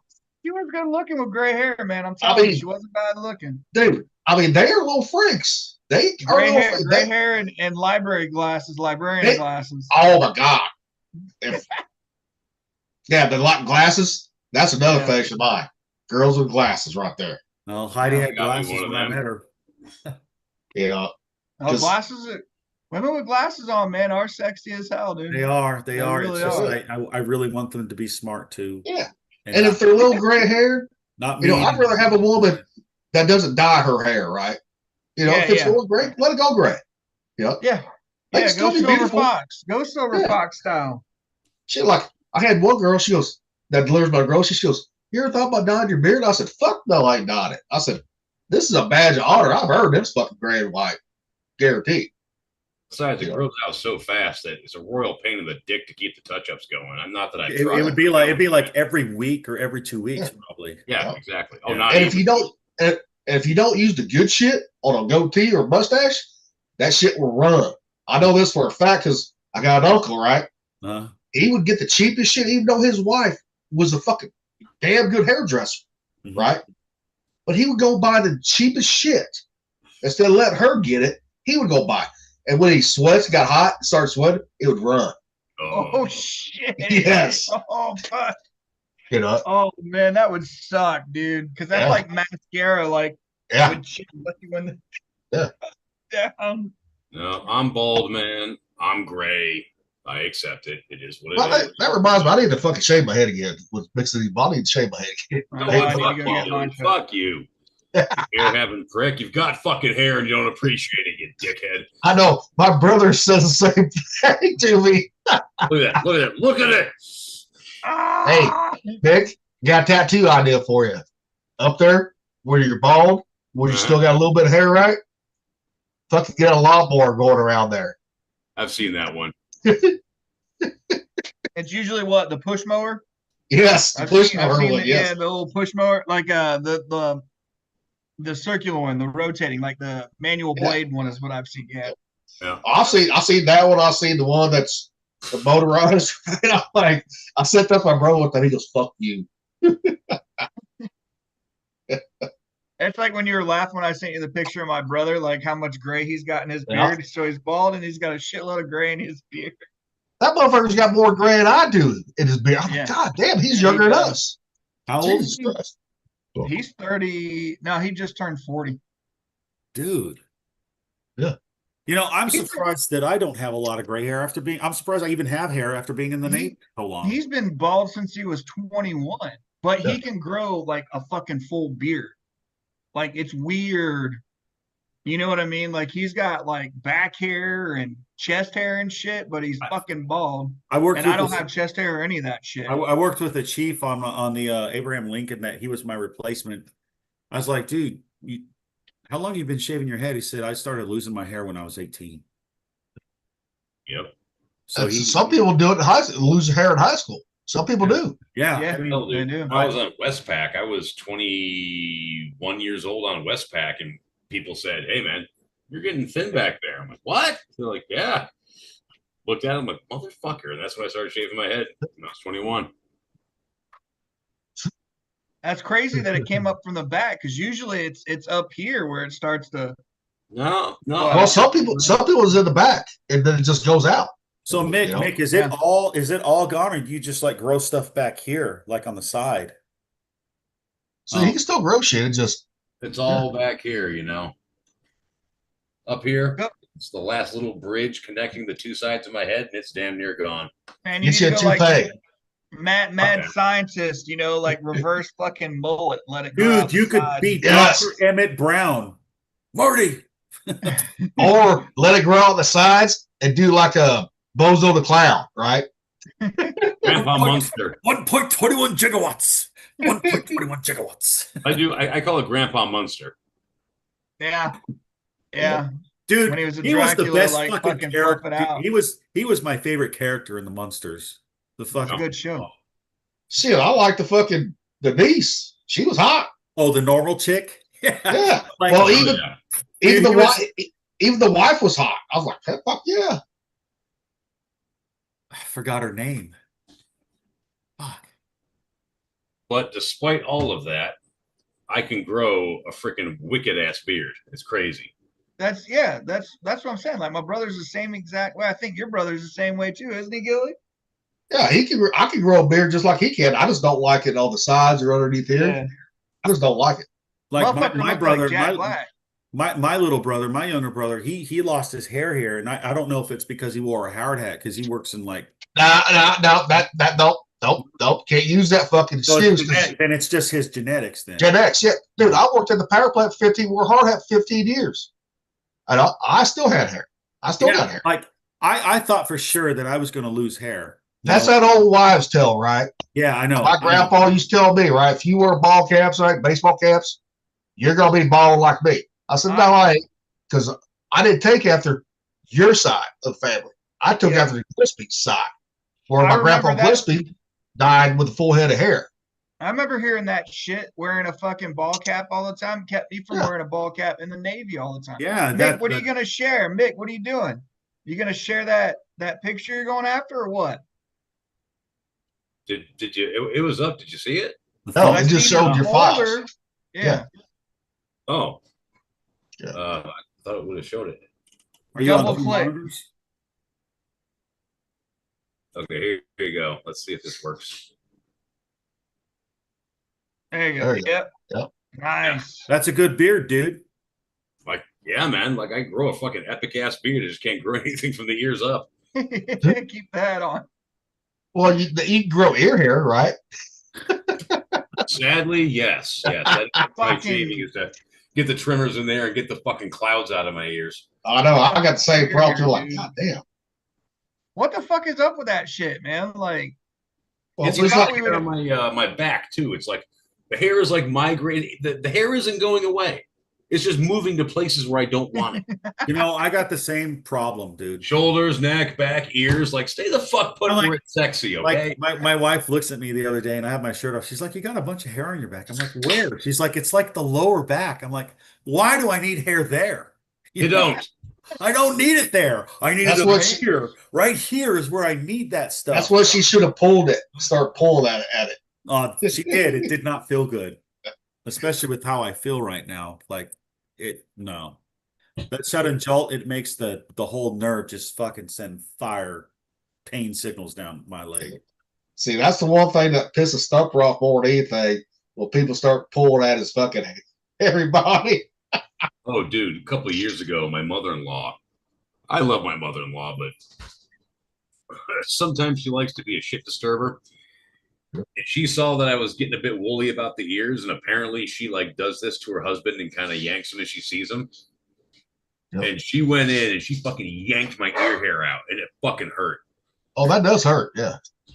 I almost instinctively fucking backhanded her, like just reaction, just I was like, "Don't fucking do that again. That shit is painful." you guys remember the old trick, like to stay awake, you'd like grab like a nose hair and like yank a nose hair out Oh, to yeah. wake your ass back up. You know what's Like funny? these- My nose hairs have been out of control pretty much most of my life. I don't do that shit to stay awake. I just do it. Like if I feel I'm getting a little tickly right here, I'll just reach up and just grab five or six of them and just yank them. Well, we do it on watch, when we be like on the pack, like Yeah. or in Central when you gotta stay awake, you'd be like, Yeah, but the nose hair don't hurt as bad as the ear hair inside these. I No, the ear know. hair is way worse. My ear hair isn't that bad. Like the pain. Oh, was. mine's bad. I got to fucking every now and then. Come on. Yeah. But I know it's just kind of weird too, is when you pull out nose hairs, right? The ones right here by the tip, those ones Yeah. hurt like a motherfucker, but the big ones that are rooted all the way up in, you yank them out, it's fine. Nothing. Yeah. It's Dude, bizarre. I grow hair right here too. I got to shave that every now and then. What? Serious? You got Yeah. fucking nose hair? On the Right bridge there. of your nose? Right there, yeah. Holy shit. It didn't happen until I turned fucking 40. I'm like, Jesus Christ. Oh, that's the 40 DLC, man. When you turn 40, you get that new DLC download, man. Yep. It fucks with your body. Getting them on, I get it on the triceps and the shoulders now. Like all of this, none of this used to have hair, and now it Dude, does. when I turned 40, dude, and I was in good shape, I had like better than 2020 vision as a 40-year-old. I was running like fucking 5 to 7 miles a day and then lifting weights. And then you hit 40, man. I'm telling you, there's a DLC that drops in your genetic code that hits you at 40 for some reason. You know, I think you're right, but like mine extended out to the age of 43. Oh, you got lucky. When I got out of the Navy, that's when things went downhill for me. And now I'm working out again. And I've lost like 50 pounds so far. It's really cool. That's good. Well, you just sat there and ate. No, I didn't. Because we seen how you eat on the show. Come on out, Rocky. Well, I got a buddy, man. He was he was point man for a fire team, and he was in Fallujah, during the war and all that. And when he was in his army trim, he was 240 pounds with a 4-pack. Like this dude was a fucking unit. He was a beast, huh? Fucking total beast. 26 kills confirmed. Like this guy did the fucking work.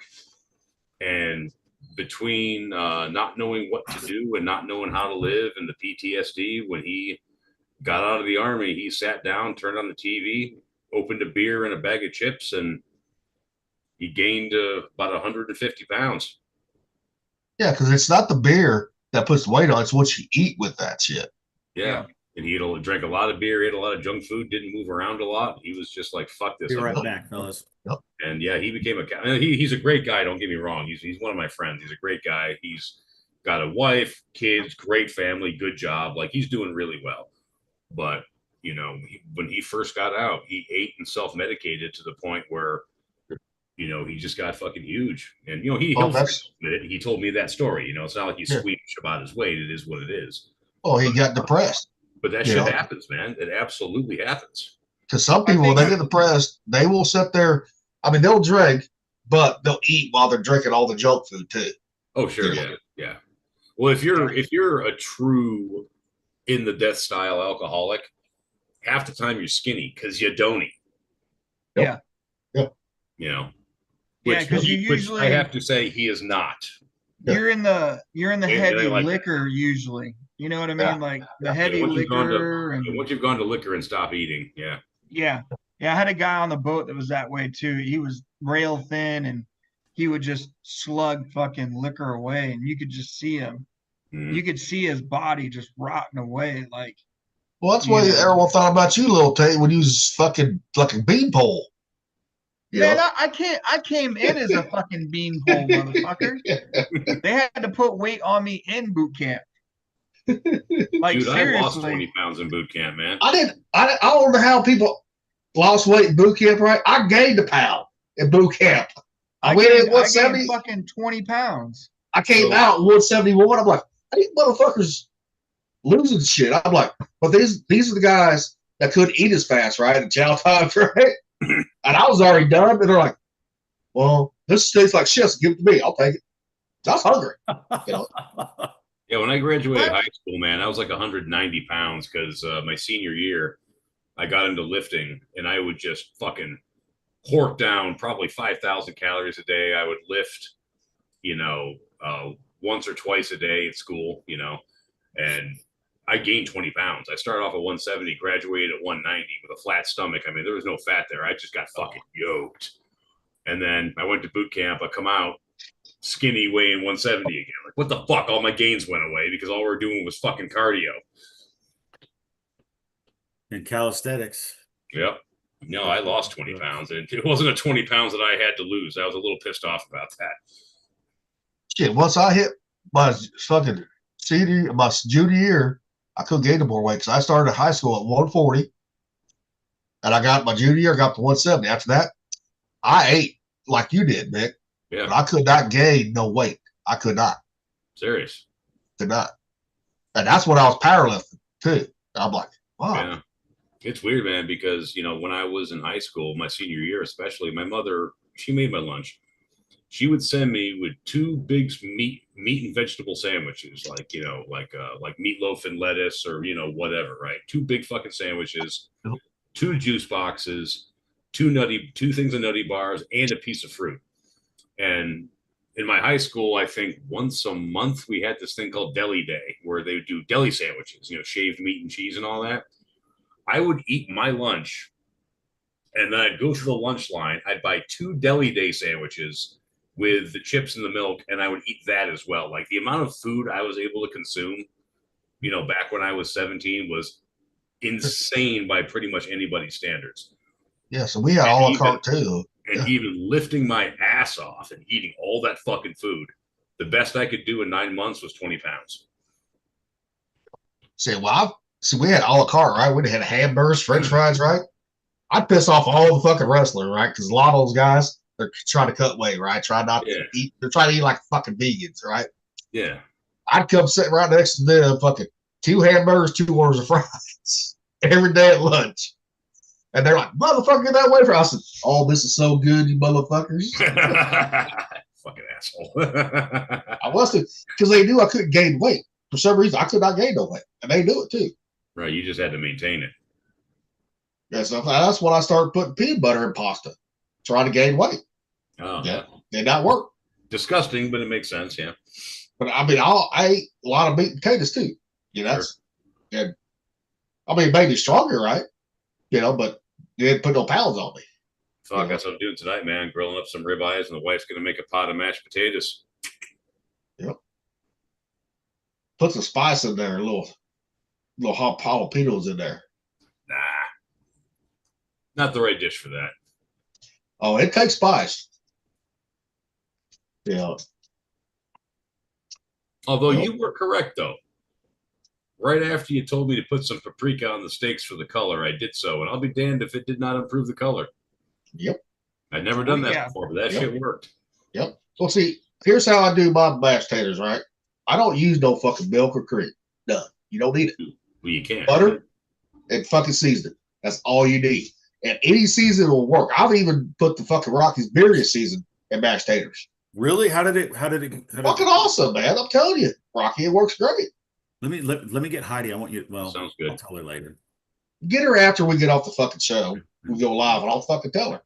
Yeah. You know, Now I you mean, get the birria seasoned in the potatoes. Now you take those potatoes the next day. Yeah. You take a bunch of them, you mix them up with an egg or two, Yep, add flour. fry that shit, and make Yep. fucking cakes out of it. Pancakes. That would Yeah. be amazing. Yeah. I mean, think about it. Mashed taters, right? Just the tater itself, whether it's mashed or fucking baked or whatever, right? It's a fucking blank canvas for anything, any seasoning, really. Oh yeah, absolutely. You know? Yeah, I mean, I quit putting fucking cream and milk in my shit, man. I was like, no, just need butter in that motherfucker. You know, yeah. Most time I'll put like if Rivers eat them because he don't like a lot of spice. Hmm. You know, I'll put just salt, pepper, garlic in there. You know, SPG. you know, and you can put a little Cajun season. I put Cajun season in them too in the past. Well, You know, to be fair, I do put hot sauce on my potatoes when I do potato cakes. So I mean, yeah. And there's times I showed River how to do potato cakes, right? You know, leftover mashed potatoes, right? Oh. You know, egg, like you said, egg, some flour, Yep. and you can use cornstarch too. I've done it with cornstarch too. I was gonna say dry it out and cornstarch is bind it another up, one. Yeah. And I mean, I put flour, cornstarch, combine them too. You know, in a, you know, I do a dredge it. You know, cornstarch first, egg, and then the flour. You can use panko too on that shit. You You know? remember that's what I did when I made those Chick-fil-A sandwiches. I used the flour and the cornstarch together Yeah. because they both add something to it, Oh yeah, Yeah. Yeah, That's what I it changes both. up how the crispiness goes in. It does. And you could get even if you don't have cornstarch, you can go with potato starch. yeah. Like Yeah. anything that's a starch out there, it binds everything together for Yep. you. Well, Yep. some people even, And just like- and I've done this before. Some people say to your dredge, even add a bit of a baking powder, Yeah, you I've can. heard that. Yeah, I've heard that. Well, which I've that done, fucking and I did that notice pit- a whole lot of difference, so I don't do it anymore. But it wasn't bad. well, the pit barrel fried chicken, Yeah, it has baking powder in the fucking flour. It calls for that. You know, but yeah, Nick, if you want to get the true taste of Chick-fil-A, pickle brine, the chicken. Yep. you know what? And that's the thing. I have done buttermilk brine before. I've never done a pickle brine, but I've heard of it. But that's the Just one don't- thing Yep, that I sorry. wish I would have done that I didn't quite have time for because I wasn't prepared was to have a brine on that chicken. But That the would've been pickle better. brine, I'll tell you, the pickle brine, do not do it overnight unless you fucking cut that motherfucker, dilute it. Because it will chemically cook your chicken if you use a straight pickle juice. Yep. It won't fall apart, but it will be cooked. Really? It'll be Yes. rubbery at the end. Yeah. Just too much acid. Yeah. Yeah.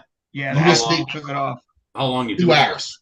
2 hours is most. I mean, some people say 4 hours, but I do mine 2 hours on it. So, what would you think about doing an overnight buttermilk brine, and then I wouldn't. doing I 2 wouldn't. hours in the pickle?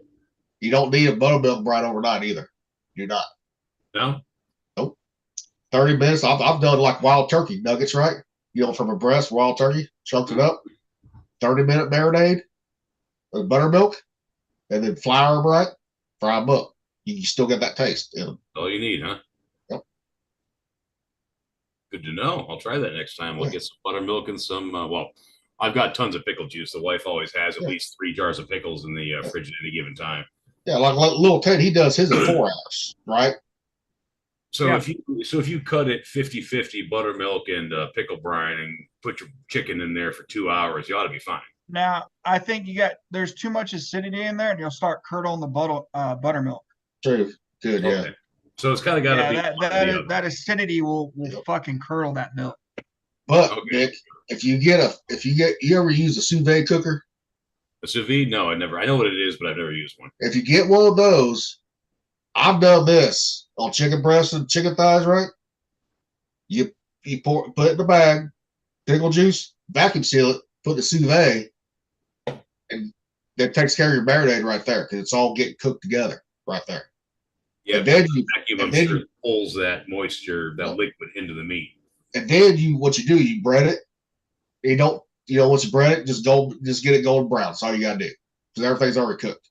Yeah.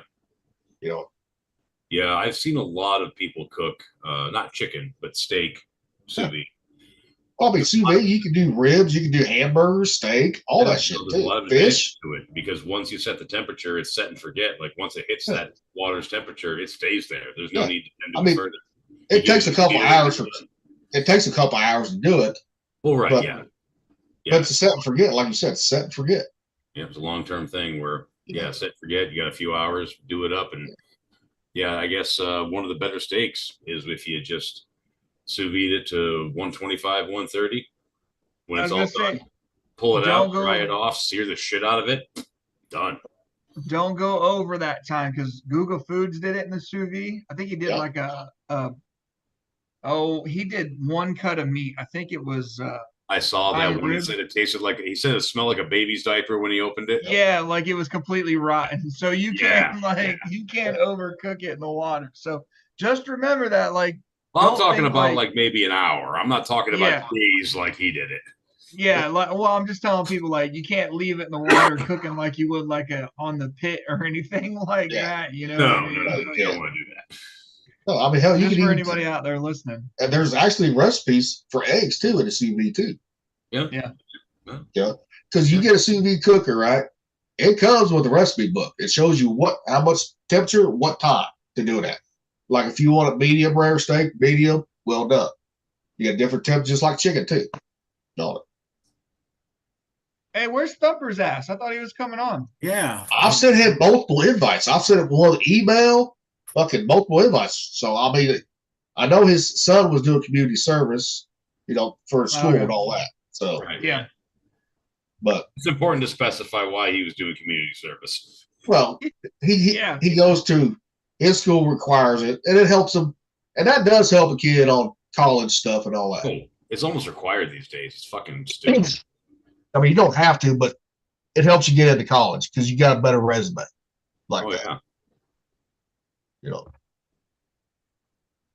There's no big. But yeah, I got something. Next time we all get together, I'm making this for you. Was that Friday? Is the next one? No. Next time we're all together in person. Oh, together. Oh boy, that's going to be interesting. Nick, you're going to love this one. Where's it going to be this time?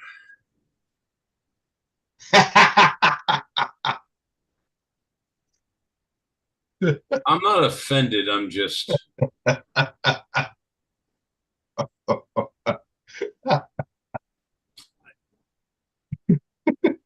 It's like those old 50s recipes, We're back in the 50s when doing all this weird culinary shit was popular, and they would have aspics, which is like a gelatin dish, and they would have like a lemon aspic with like ground beef in it or some such shit.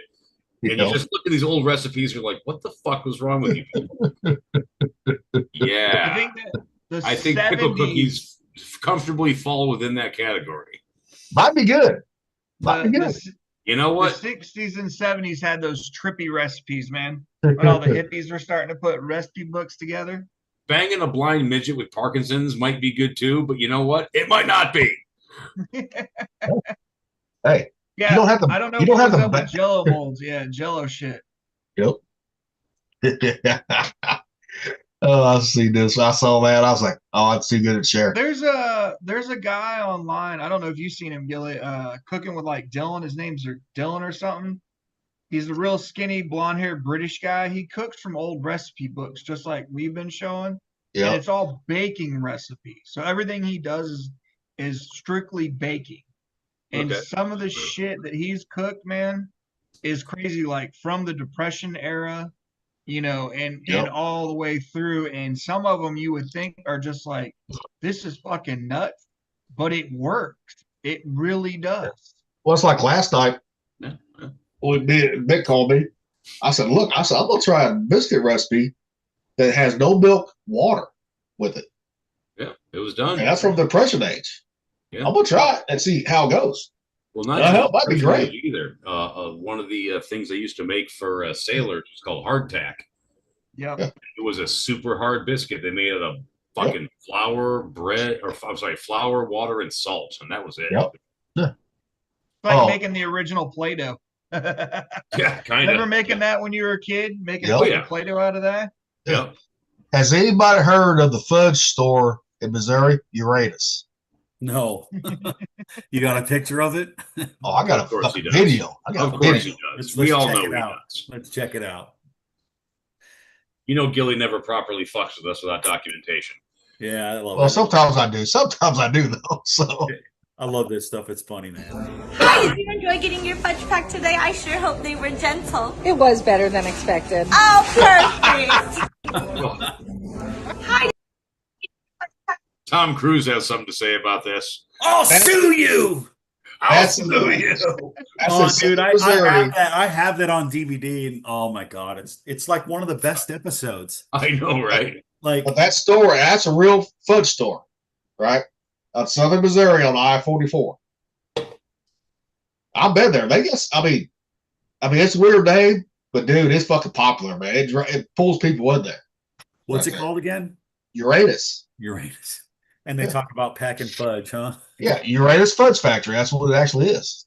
Look at Yeah. that. Tom Cruise is packing fudge. He's a fudge packer. He's working in a fudge packing factory. I'm researching a role. You shut up.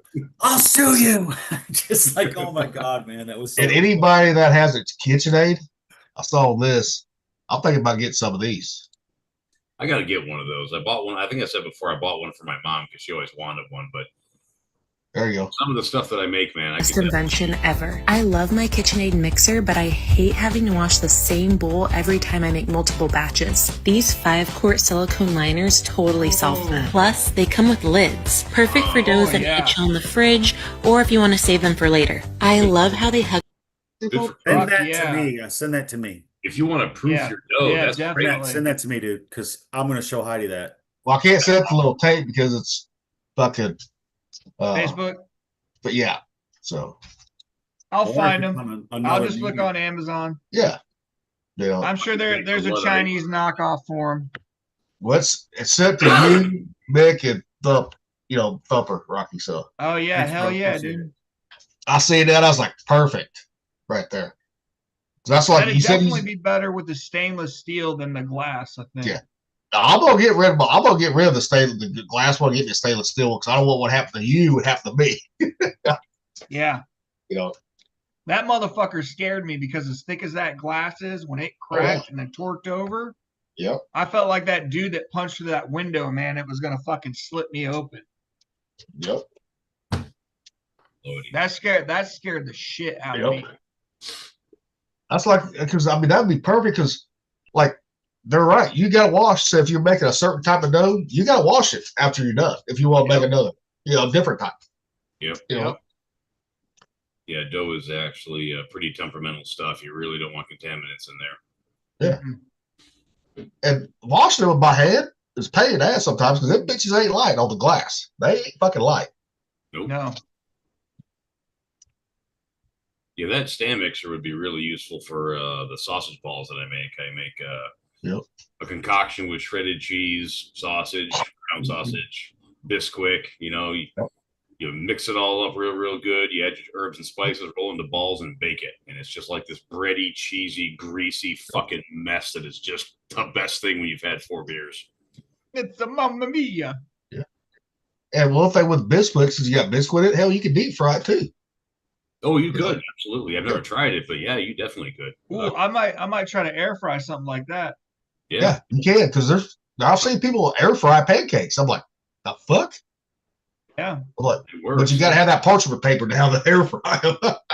Fuck Right, that. I'm gonna obviously. throw it. I'm gonna go to town, bro. Fuck it. If it, Maybe if it I'll make hits the those if it hits the softballs top next of the time. element, it hits the top of the element. Did y'all hear the story at 69 where a carrier smuggled an elephant on board? No. Mm-mm. Okay. What? There's a story out there when a carrier pulled in or a ship pulled in Mm-hmm. to Philippines or somewhere over there. They smuggled a fucking elephant on board. The fuck do you smuggle an elephant? I saw this the other night. Why would I'm you gonna do play it. that? What was the reason for? Just watch. The U.S. Navy sent the aircraft carrier USS Enterprise on a goodwill cruise across Asia, officially to show the flag. Unofficially, the sailors were on a mission of their own, to smuggle an actual elephant mascot on board from Thailand. The crew pooled cash, struck a deal with a local handler, and somehow managed to get the baby elephant hoisted up the side of the ship in a cargo net. For weeks, the animal became the most popular sailor on deck, fed with fruit stolen from the galley and hosed down by grinning deckhands. When the Enterprise pulled into Hong Kong, local dock workers nearly fainted at the sight of an elephant leaning over the flight deck railing. Admirals back in Washington were furious, but by then the press had already picked up the story. The photo of a carrier battle group's newest recruit made headlines worldwide, and while the elephant was eventually rehomed on land, the stunt cemented the Enterprise's reputation, not just as the biggest ship afloat, but as the one with the wildest crew. In It's always fucking aircraft carriers or a destroyer. You know what? If that was, You know what it is? It's either a 1969, destroyer like what we were on, or it's those fucking carriers. And you know why I know that? Because I was on a fucking carrier. I'm gonna have to ask. You know my why? You know father why I know about it's that. destroyers? Because of that fuck. When I did my final night as in chief to become a chief, the ship that I did that shit with, they had a fucking goat. And then they got in trouble. The CO and Yeah. everybody got in trouble afterwards. They pulled in somewhere in South America, and they got caught. And Now, You know what? now Mick, what was you gonna say? Oh, I'm gonna have to ask my father if he was my biological father. He was on the Enterprise during Vietnam. I'm gonna have to ask if he was on board for that. could you call him right now and find out? See if we got him on speaker, and he's like, "Yeah, dude, No, I'm I'm telling gonna you, I'm that gonna was text real." him though. So I like, figured y'all get a hoot out of that one. dude, that's And you know what? I fucking have to know. And it proves that you can get anything in Thailand. Yes, yes. I couldn't remember if it was Thailand or Philippines, right? But I knew it was over somewhere. I saw that. Got all those fucking elephant cruise rides. So I saw it. I said, "This is too good not to share with the group. It's too good not to this share." is too good. But I was going to send it to the Facebook group. I said, "It's got to be done on live. Got to be done live." Yeah, that was a good call. That was a really good call. That was a good That's call. good shit. Yeah, Rocky, you should see all the shit I don't send to you. Rocky. dude, you guys like I try to catch up on all that stuff, but I got so much stuff going on, so I catch That up later. that I saved just for the podcast. Oh, dude, that's the way to do it. You know, that's like when you start sharing stuff before you start live. Rocky, save that for the podcast. Come on. I usually know? share it because, like, hey guys, I might talk about this one, but No, I just- save it now. Next time, don't even tell us. Just fucking share it. I do have something saved for him if we want to play it. We've all What? seen it a million times. What? The old full retard. Oh yeah, Oh, yeah. play that shit. Oh, yeah. Hey, I was talking about that yesterday with the guys, like the guy that helps us do the tattoo festival. He's a Marine, and he's one of the guys that I actually I've been able to help 2 people to get to 100%. He's one of them. And I found out yesterday, like I told him a while ago, I was like, "Hey, bro, this is what I did, right?" He's like he has like 3 different tours of combat, dude. The guy's he's a badass Marine, right? And he didn't, and they gave it to him, so I'm happy because he was. What's his favorite crayon? I didn't ask him that. You gotta ask him that. Got to. You got to ask him his favorite flavor. Yep, because they will play along too. They'll tell you too. They'll Oh, play hell along. yeah, they will. I just remember that video I showed on an earlier podcast about the Marines and books. Each book, it was the Muppets or something. Or Well, the that's like Sesame Street. Crayola, right? Came out with an ice cream, right? It was a limited time offer, and the jarheads were going nuts for it online. Like, oh, we can finally get this ice cream for him. I saw that on TikTok. Hell yeah.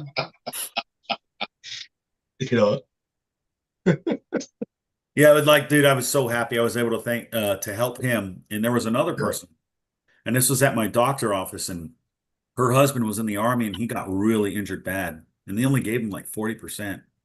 I'm like, are you Be crazy? right, be right back. I think he lost a limb, and they only gave him 40%, which is fucking stupid to me. Seriously, for a fucking Yeah. Or I think he had TBI. He had a bunch of things, right? And they only gave him like minimal percent. And that I think this was like back in 2012 when he got out. I talked to her last year when I went to the doctor, and next time I went there for my 6-month checkup, she's like, "We got it." I'm like, "Good. I'm glad I helped you guys. I'm glad I was able to help people with that." yeah. You know, there's a lot of people struggling with that shit, and why would I not try to help them? You know what I mean? If they don't tell me, I can't help them, but if they tell me, I'll do what I can to try and help them. True. Yeah. I think we've put this out numerous times on the podcast. Like, nobody's watching, but if you're watching, you know, we'll try to help you guys out if we can. 50 years from now, this podcast will be famous. Be like, these guys are fucking crazy and funny, man. But the key to the VA shit, they want you to quit, and most people do. Yes, quit they fighting. do. They do. That's bureaucracy. Yeah. Yep.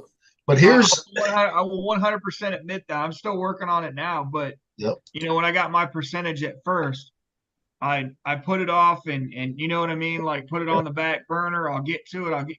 And they were at that time when you first retire, they give you those intervals, right? 30, 60, 90 that they call you, check and see how you're doing. And at my 90-day mark, which was the last one I was talking about putting in, and the lady's like, "Do you want me to go ahead and file for you?" So she was willing to file, you know, put it in. And I was like, no, I'll get to it. And then I just left it off and then lost that entire time to get it. And now, you know, I'm fighting to go back through it again. So anybody that's retiring, you know, they will help you up to that point. And then after that, you're on your fucking own, except for the friends that you know. I'll tell you that right now.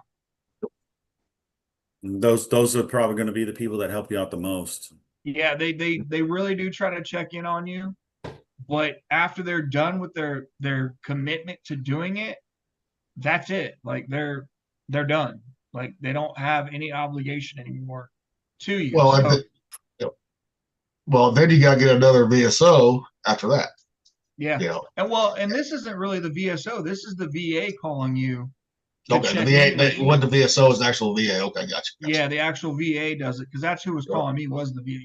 Wasn't the VSO? It was the VA. And when I was telling her like I wanted to put in, she was like, "Well, you want me to go ahead and start your filing for you?" And I was like, "No, I'll do it online. I'll go ahead and start filing the claim again. You know, the appeals." And she's like, "Well, I can do it." And I was like, "Nah, I'll get to it." And then, you know, now I'm 2 years down the road and missed out on that opportunity to get it refiled as quickly because that's the quickest time you can do it. Yeah, but that's for back pay. You can still put it in. It's just the back pay. You're not going to get all that back pay now. You know, that's the kicker. It's the immediate too. Like they're in and on it because they're still obligated to you at that time frame. Yeah. Yep. And here's the next thing that the government's going to try to get us to drink.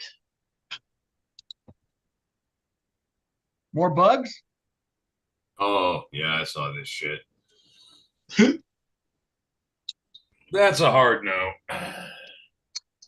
You know, I mean, just like when they came out with Almond Milk, right? If he was Watch the Ranch, right, on Netflix with Sam Elliott, word to show me the tit on an almond. Yeah. Did you see that video where they had like the almond getting milked and it was like the little fucking miniature thing? Oh, yeah. It's ridiculous, dude. That was great. I saw that earlier. I was like, God damn.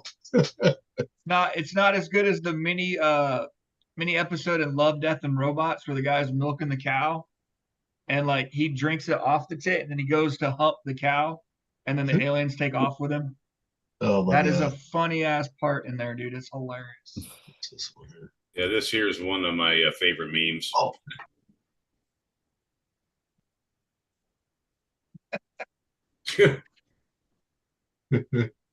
I gave him like 8 animals to milk. True. And here's one that Heidi needs for Rocky right here. Oh, you better not be something fucking retarded. Oh, it's Gilly. It's gonna be. It's gonna be retarded. Yep. It's not gonna make any sense. My old man is old. His back goes out more than we do.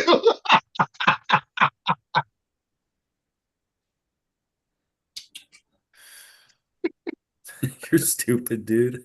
Hey, Well, oh, now you gotta laugh about that shit. Yeah. see, for me, it's not my back; it's my neck. You know, I'd never realized this, but like, you know, she's a pretty awesome woman. Like when we were dating, I got injured. You're only saying that because she has a gun to your head behind that fucking background screen. She's Go ahead, outside and in the blink, front. go ahead and blink twice. Blink twice for us. Blink twice, yes. Are you okay, Rocky? No, let me finish my story. So like, you know, when we were dating, I got really injured pretty bad. Like I had my L4, L5, S1 all fucked up, right? I could not, she would see me scream in pain trying to tie my boots. Wait a minute. You fucked up your sacrum? My back. Yeah, that's sacrum, right? L5, S1, yeah, L4. Yeah, that's fucking deep, dude. Yeah, it was bad. And, you know, I had to go through that for a year, and she stayed with me the whole time and helped me. And, you know, you can't get that kind of stuff nowadays. It's not very common. But you gotta laugh about shit like that, Rocky. Yeah, it is, because my back is messed up right now. No, I'm saying you gotta laugh. I mean, hell, I laugh about my neck. Time hell, I make fun of myself sometimes because I still got a fucked up neck. Yeah, You know? You gotta laugh about shit like that. Oh yeah. You know? I mean, dude, it's tough, but I'm figuring out what I can and can't do. Yeah. To try and get things done, just to like I have to get up and stand up and walk because it starts hurting if I sit too long. So, you know, I'm standing up for a minute. There's nobody. Yeah, but you gotta quit being so hard headed and thinking you can still do some of the same shit you used to be able to do too. I know. You know, because you're hard headed just like the rest of us are. No, I don't like losing, and I don't like giving up. You don't like admitting the fact that we're getting older or shit's getting brittle. I still want to succeed. You know, I'm with Rocky. That's why I went back to the gym, man. I am not taking this getting old shit laying down. And I love going to the gym. Like that is one of the best things that I do. And like Heidi's like, you're a lot happier when you go to the gym, so you're gonna go to the gym. And she started to go to the gym too, so she's doing that stuff too, and it's working out good for us. See, you also see how happy you are doing this show too. Yeah.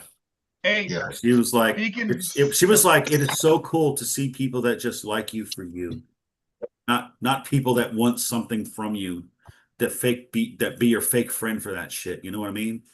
And that, you know, you don't find that much nowadays. You don't. No. Like my son today told me about an incident, a thing going on with him, and I'm like, dude, that's not your friend. They're not your friends. Just go fuck. If he did you wrong, go fuck his girlfriend, sister, or mom. There you go. Mom. Yep. Go for the mom. Stretch. All right, Mick. It's like going for the head. Hey, did you guys were you able to get a hold of with Rhett? Hey, I've been sending him invites throughout the show. So I don't tried know. calling him. I tried calling him. He didn't answer. He might be busy, so I don't know. He might be busy. So Hey, so I wanna add in real quick to the gym. If you guys got a YMCA out there, check with them because you got disability out here. It's 40% off of everything. Your sign up and your monthly fee. For what? YMCA. Yeah. Check your YMCA if you got a VA disability because they will give you 40% off. At least out here does. Okay. Is that where you're going? Yeah, that's what I'm getting ready to sign up to go.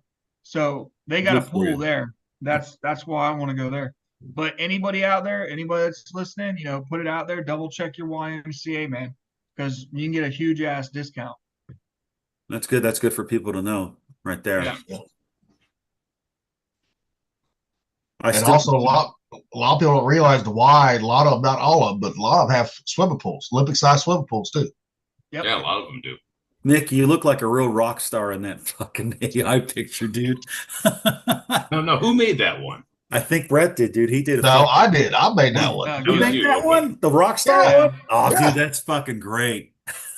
Gilly got batshit crazy with him. Next thing you know, you got left and right the other night. I want a Rockstar one like that one too. And the funny That's thing fucking is, cool. I mean, aside from the wrist bracelets, I mean, I actually do have pretty much that hat, and I do have that Motorhead T-shirt. You've all seen it, so that's not terribly different than how I look sometimes. I have the wrist bracelets too. I just don't wear them because I wear this one now. It's my dad's ashes. Yeah, no, I don't have those, but other than that, though, the cowboy hat and the Motorhead shirt, that's again spookily accurate. Oh, I ain't done yet. I ain't done Oh, yet. fuck. I need one with like Metallica, Rancid, fucking what? System of a Down, Rage Against the Machine. I saw Metallica and Rancid at the same concert. What, Lollapalooza? Yeah, 95? I think 96. I saw them in 96 too. Yeah, I think we talked about this. And Soundgarden was there, dude. Yes, they were. And Toad and Wet Sprocket. Then they had the fucking the something monks. The Wu-Tang Clan. No, they were monks. They were Shaolin monks or something. Yeah, we saw the Shaolin monks were there when I went. Psychotic. And then you had all the freaky freaks. The stuff that they're trying to make normal now was still going on back then. It just Speaking of freaky freaks, here you go. Oh God, no! Tell me this is what I think it is. This is less than $9.99. I'm gonna buy it. It's $16.99, but it's got a handle. If this.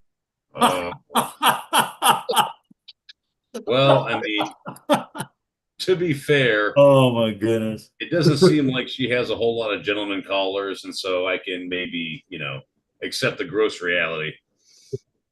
That's probably reality. Yeah. It's got like a fucking saber hilt on it too, man. Like it's covered over. Yeah, she's gonna go down to the hilt in that thing. Yeah. And here's the Kool-Aid man right here.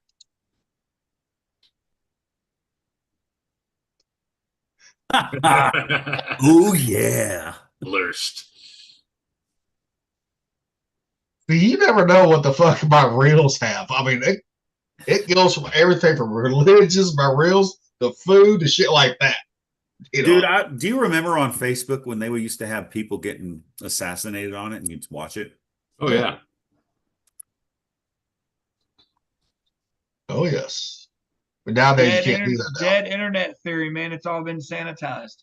Yep, exactly. I like the internet so much better back when it was Wild West. Oh, yeah. OrangeDungarees.com. Good stuff. That's been lost. That link is gone. Everything on there is gone. Rotten.com doesn't really exist anymore. No, Rotten.com. Ogrish.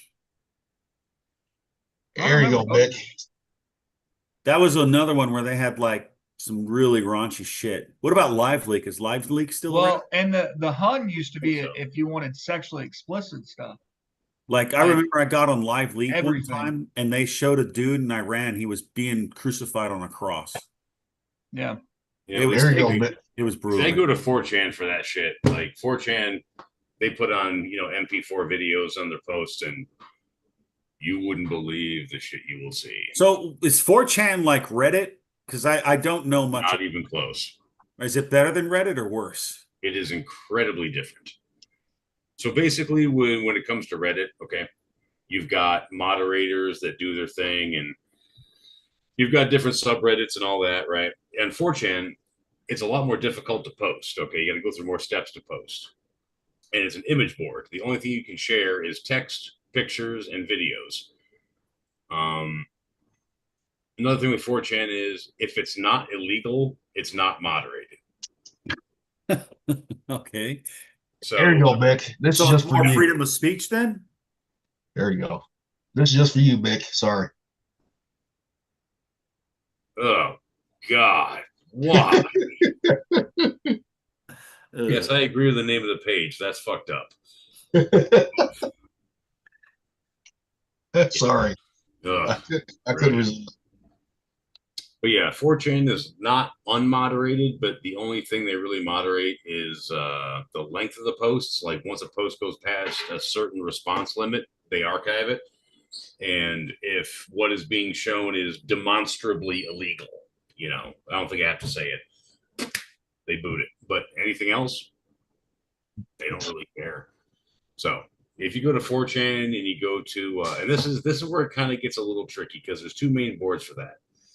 There is B, which is the random board, and then there's a board called Adult GIF, which is any GIF, which means the GIF files, the like the video files. Yeah. And the problem, and this is a problem with Adult GIF and B random, it tends to be mostly porn. You really have to go into the catalog and hit the search function if you want to see like people getting hit by trains or getting mauled by tigers or anything like that you couldn't find on the internet generally. You gotta look in those two places and then filter through the porn to get to the stuff that we're talking about. Or even conspiracy theories too. Yeah, there's a lot of that stuff too. Yeah. That's Speaking of porn. Oh no. See, most of the conspiracy theory stuff is on a 4chan board called POL, POL, which means politically incorrect. And that's a clean board. That's a clean, there's no, Yeah, I've seen that before. Pornhub. You see that one? Yeah, I've seen that. Smell-o-vision. Oh, that dude. I mean, the robots are coming soon. No, that's a lookable TV screen that they're developing in Japan. Yeah, just imagine what they're going to do with robots with that. All right. Sorry, when Nick said porn, I was like, "Oh, perfect." I had that one just ready to share. Dude, the internet started with porn. That's all it was porn. Yeah. Porn. Hell, the first thing we looked up on dial-up was to see if we could find Amy Jo Johnson's tits, the pink Power Ranger. Yep. I never watched Power Rangers. I don't know. No, I didn't watch it. We just knew who she was. Like, hey, let's see if we can find her titties. That's right. All right, guys. See you later, Mick. Take All care. right, see you, Mick.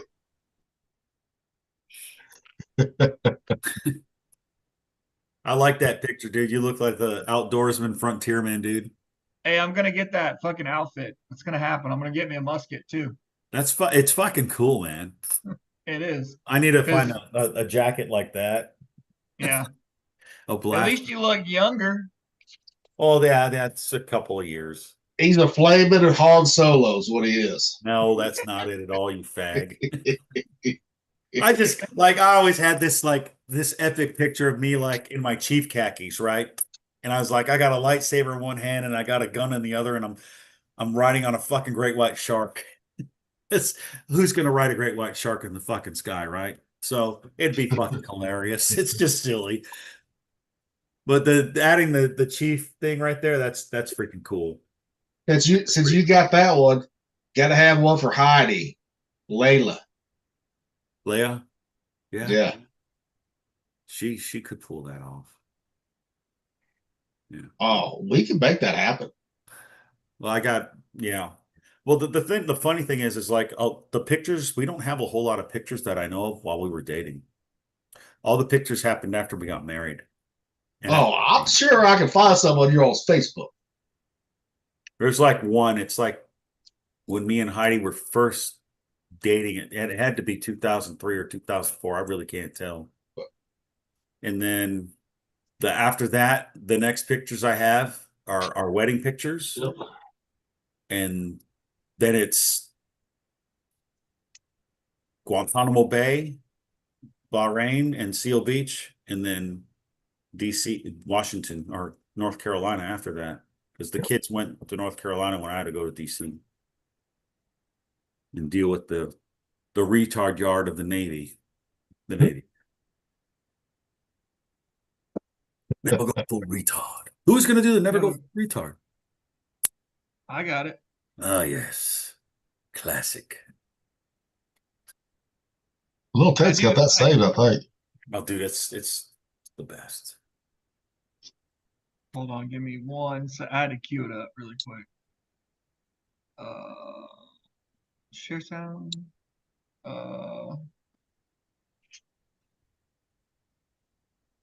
Everybody knows you never go full retard. What do you mean? Check it out. Dustin Hoffman, Rain Man, look retarded, act retarded, not retarded. Count two picks, cheated cards, autistic, show, not retarded. You got Tom Hanks, Forrest Gump, Slow, yes, retarded maybe, braces on his legs, but he charmed the pants off next to him and won a ping pong competition? That ain't retarded. Peter Sellers being there. Infantile, yes, retarded, no. You went full retard, man. Never go full retard. You don't buy that? Ask Sean Penn, 2001, I am Sam. Remember? Went full retard. Went home empty-handed. Never go full retard. Full retard. Dude, I used to say that so much in DC when I was at the Navy Yard that some of the guys bought me a patch that says "Never go full retard" on it. I'll grab it. I'll show you, dude. It's great. Nice. I'm trying to find a picture. I found a video of a female Rocky eating chicken. A female Rocky. What, did you see him eat chicken out there? No, I don't think I was paying attention. I know I got it saved somewhere on this motherfucker here.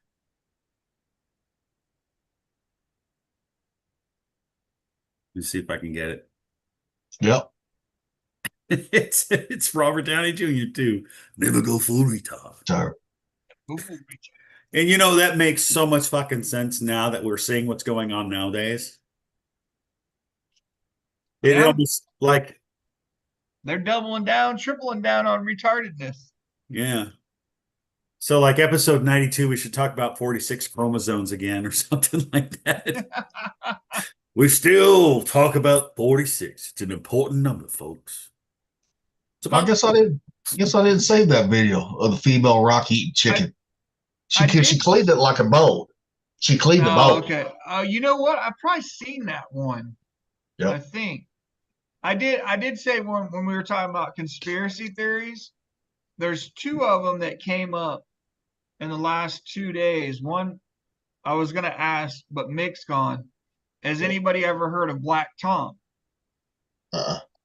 And if Rocky gets back, I'm not talking the fucking Marvel character Black Tom. No. Hold on. He's gotta get something to eat now. He's trying to find his patches. No, I put it back, dude. I put it back. What was it now? What are you talking about? Black Tom? You ever heard of Black Tom? No. Okay, Black Tom, I believe it was in 1918, was the ammunition dump that exploded in New York City. Really? Anybody ever heard of that? Seen it? Nope. I've heard about the Chicago one, not the New York one. So the New York one was the largest non-nuclear explosion in history. And none of us have ever heard about it. I did a report on it, so I know what it is. But that explosion, the ammunition dump, was another one that put us into World War I. Kind of like Pearl Harbor put us into World War II. Now, this is a shout out to the guy that played it up. Let me find it really quick. I'm gonna get out of this real quick.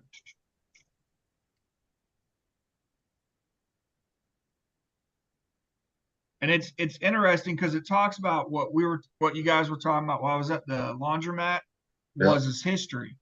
History keeps, for some reason, being erased.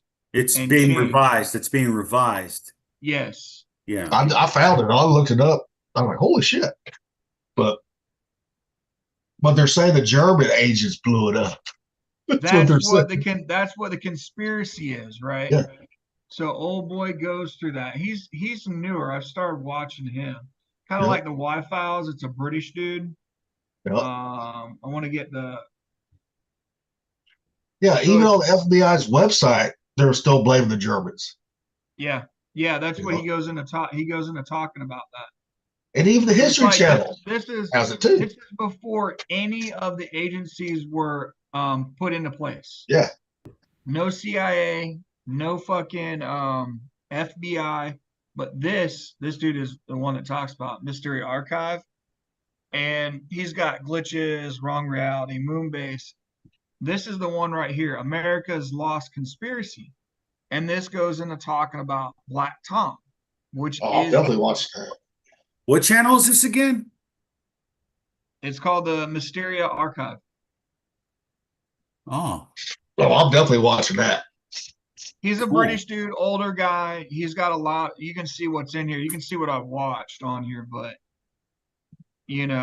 Pyramids on Mars, Mandela effects, and he's got some really good stuff. Like there's some good, and the Black Tom was one, that kind of fit in with what we were just talking about as far as history goes. And it's like nobody's taught about it. Like nobody really knows about this history of Black Tom. And if for an explosion that's the largest outside of a nuclear bomb, it's kind of pretty fucking. I mean, I went into doing the report on it a while back, which is kind of funny because I wrote about the Black Tom and how they responded to it. Nice. I just subscribed to it, so I'm gonna definitely be checking that shit out. Yeah. Check his stuff out, man. He's got some really good, and he's like slower. He's not super fast. And he poses questions like Eric Von Daniken did in The Chariots of the Gods, where he's asking questions. So he puts that stuff out there. And he does talk about the Germans and how loosely that story is about the Germans. But then you look at, like, at the time we were supplying munitions, right, to everybody like we were doing in World War II. Yeah. And then they drug our asses in there like we were doing Ukraine and Russia. Yep. So it's like you're seeing it happen multiple times where we've been involved in these conflicts. Yeah. When we're proxy warring like we did in Afghanistan with Russia, in Afghanistan, all that shit. It's all been proxy war stuff. So it's interesting to see, like we were talking earlier, that kind of stuff. Yeah. And the Black Tom is a big one. It's not, you don't learn about it in history. No, I mean, watch. Because here it is on the History Channel, right? That's what got us to go to World War One. Part of it, yep. What was the other part? Because I forget why we went there.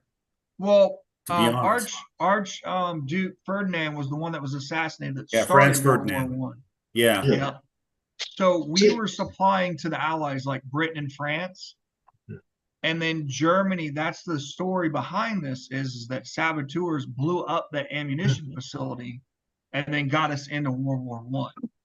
Yeah, because even the History Channel right here, they just did an article on it. They never did a video on it talking about it from their fucking website right there. Yeah. And see, he questions the German terrorists because in the official statement there was only 6 people killed in that explosion. Yep. 6 fucking people. Yeah. So it's an inside job then, right? Yeah, it's a false flag operation, just like 9/11 was. Yeah, same thing. Yeah, I mean, come on, man. Yeah. No, I'm glad you brought that up, Little Texas. I've never heard about that one at all. Yeah. I was watching it last night, and I was like, ooh, I gotta, because I was making a joke when I was thinking about it. When I said Black Tom, I was like, oh, Rocky's all about Marvel. I got to make sure he doesn't reference the Black Tom. I don't know Black Tom from Marvel. What is that? Black Tom? You don't remember Black Tom? He was a fucking magician, like a powerful sorcerer. What, like Dr. Strange? He used to hang out with, I think Gilly's pulling him up. Yep, I am. It's right here, Rocky. Let me see. It's the one Deadpool makes fun of when he's in prison. I haven't. Black Tom Cassidy. Yep. Oh, I think I remember now, dude. I think I remember. Remember, Deadpool made fun of him when they're in the prison. Yeah. Talking about appropriation. He's like, you're a white guy with Black Tom. That was in the movie, right? Yeah. Yeah, okay. Now I remember, dude. Now I remember. Because he's not one of the main magician ones, because it's either Doctor Strange or I don't know. Really. Zartana from DC. Zatanna. Yeah. I remember the girl who played her. Man, she's gorgeous. Yep. She was good in the comics. See, Black Tom first appeared in Uncanny X-Men number 99, June 1976. And he's been around for a while. Yeah. 50 years. Yep. Yeah. But a lot of the characters that most people know about Marvel, right? They don't go back into the 60s, 70s, 50s, right? They don't go back because they don't know them. They just know what they're reading now. Yeah. That's like, I didn't realize, I asked my brother about this, was there a white Black Panther? He goes, yes, in the comics there was. Yeah, there is. And then they put a picture of Ryan Gosling on it on the internet, and people That got. shit was hilarious. But people don't realize there actually was a white African Black Panther. You know, I didn't know that. I asked my brother because he's been collecting comics forever, right? So I asked him. He goes, "Yeah, there was." I said, "Okay." What was his name? What? That character. Oh, Lily Pad. Let me bring it up here. Because he was in Wakanda too? Why a minute. Or are they talking about White Tiger? Nah, it's not White Tiger. Not White Tiger, because I saw White Tiger. I never knew about White Tiger until I watched Spider-Man, Ultimate Spider-Man, the cartoon. Mm-hmm. And then they said the new Deadpool had White Tiger in it. The guy that played White Tiger in that show, he passed away. So now it's going to be the female White Tiger, which I think is his daughter in the comics. I'm not sure. Well, he's half and half. His mother was a white Jewish woman. Okay. Is he part of the royal family? We get to it here. Like he's related to T'Challa? Hold on. And T'Chaka? I think it's T'Chaka. The dad was T'Chaka. No, T'Chaka's from Here it is. No, it's T'Challa, and I forget. I think his name. I know. Dad's name. T'Chaka is from T'Challa. movie. He's a blonde man claiming to be son of T'Challa. Okay.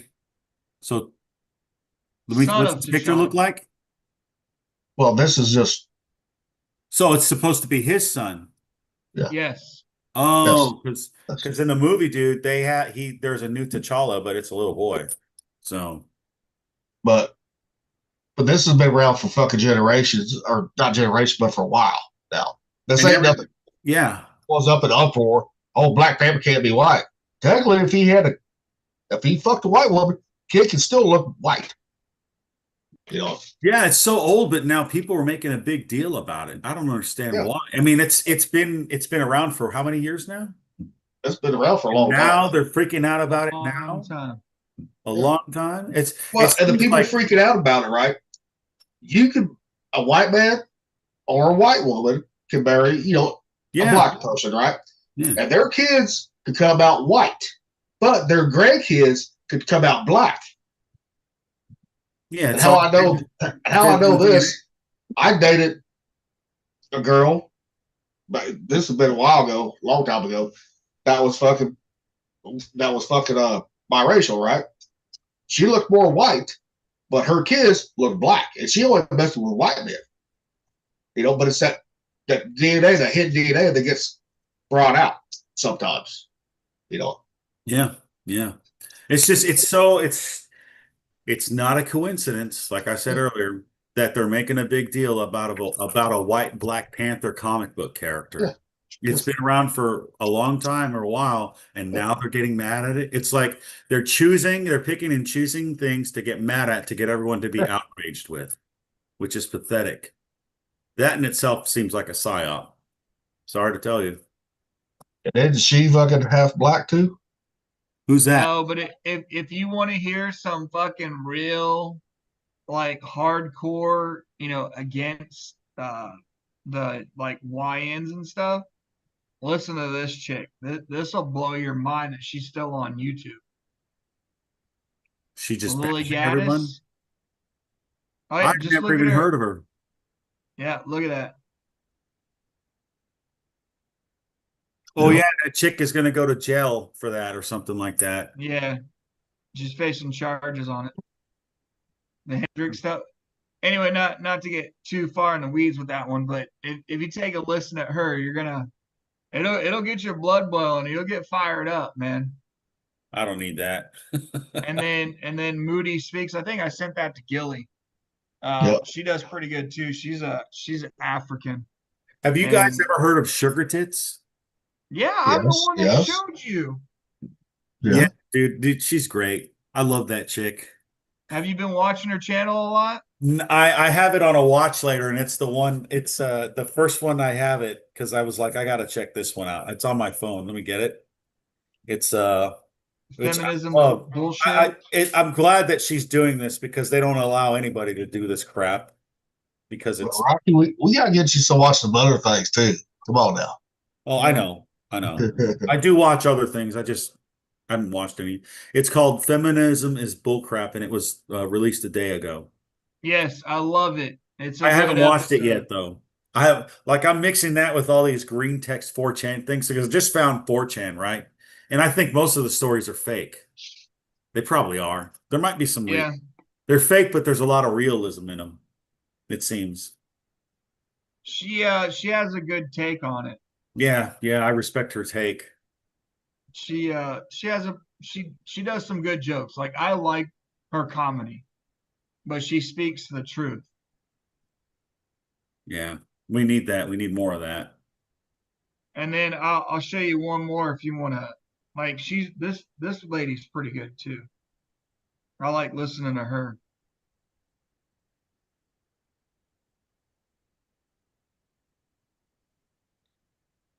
Maudie Speaks. Yeah. She's an African lady, and she goes into a lot of, these types of things. Leftist meltdown. The British kids, they weren't British, they were Scottish that defended themselves. Did you see that video? Yeah, they got arrested for that? Oh, yeah, they got arrested for that. For defending themselves against people that are trying to violate them. It Yeah, makes because the absolutely no sense at all. Because the video starts afterwards. You don't see what happens before. Yeah. And the people that was fucking doing that she defended her sister against was Islam. I know. Yep. I know. There's going to be a war about that. Watch. There's going to be. So It's if you gonna get come into to a point where people are conspiracies, done.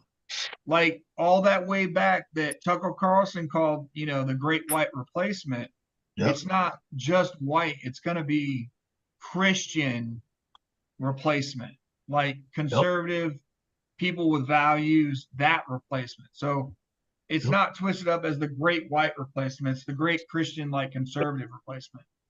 And if you look, a lot of the black people, right, even the guys we served with, they switched to Islam. Yeah. They did. Black people have been doing that for fucking generations. Too. Yeah. Malcolm X was Islamic. People forget that. Yeah, he thought it was stupid apparently, but then when he went there, I think he did a Hajj, right? He went to where they go to Mecca and they go to the Kaaba and they do their pilgrimage, and he saw all kinds of different people that worship the same kind of God. They look different, but they all worship the same God.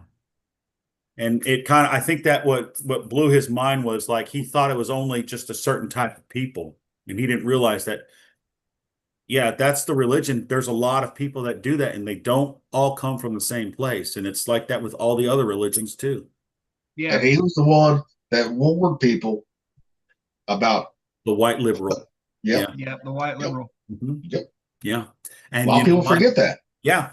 And it's like they don't listen. Like the guy was right. The guy was right. And I got a video on why Islamic people only vote for the left. Oh, this should be good. Up here. And this is coming from a guy who used to be an Islamic extremist. He tells exactly why they vote Democrat. In America. I know why. It's completely obvious. Or maybe I'm thinking something different, but I'm thinking more militaristic why they do it. Yeah, I'm getting it. Let's see here. Where the fuck is that again? No, it's more of an infiltration. Mm-hmm. That's also a military operation too, most of the time. I need a goddamn fucking search button on my shit. If it's talking about how they're pro-abortion, the left is pro-abortion and all that, and it's wiping out the citizens. Because then if you really want to get down to it, like we talked about before, eugenics plays involved in that. Because look at where all the Planned Parenthood is, and Margaret Sanger and her running eugenics, which was a Nazi program. That's why you keep hearing projection out of the left, because they're the real Nazis. They're the fascists. Yes, they are. They are. You can't fucking say anything against what my thought is. You're wrong, I'm right. That's the fascist. Oh, here it is. they have the jack boots with Antifa. Yep.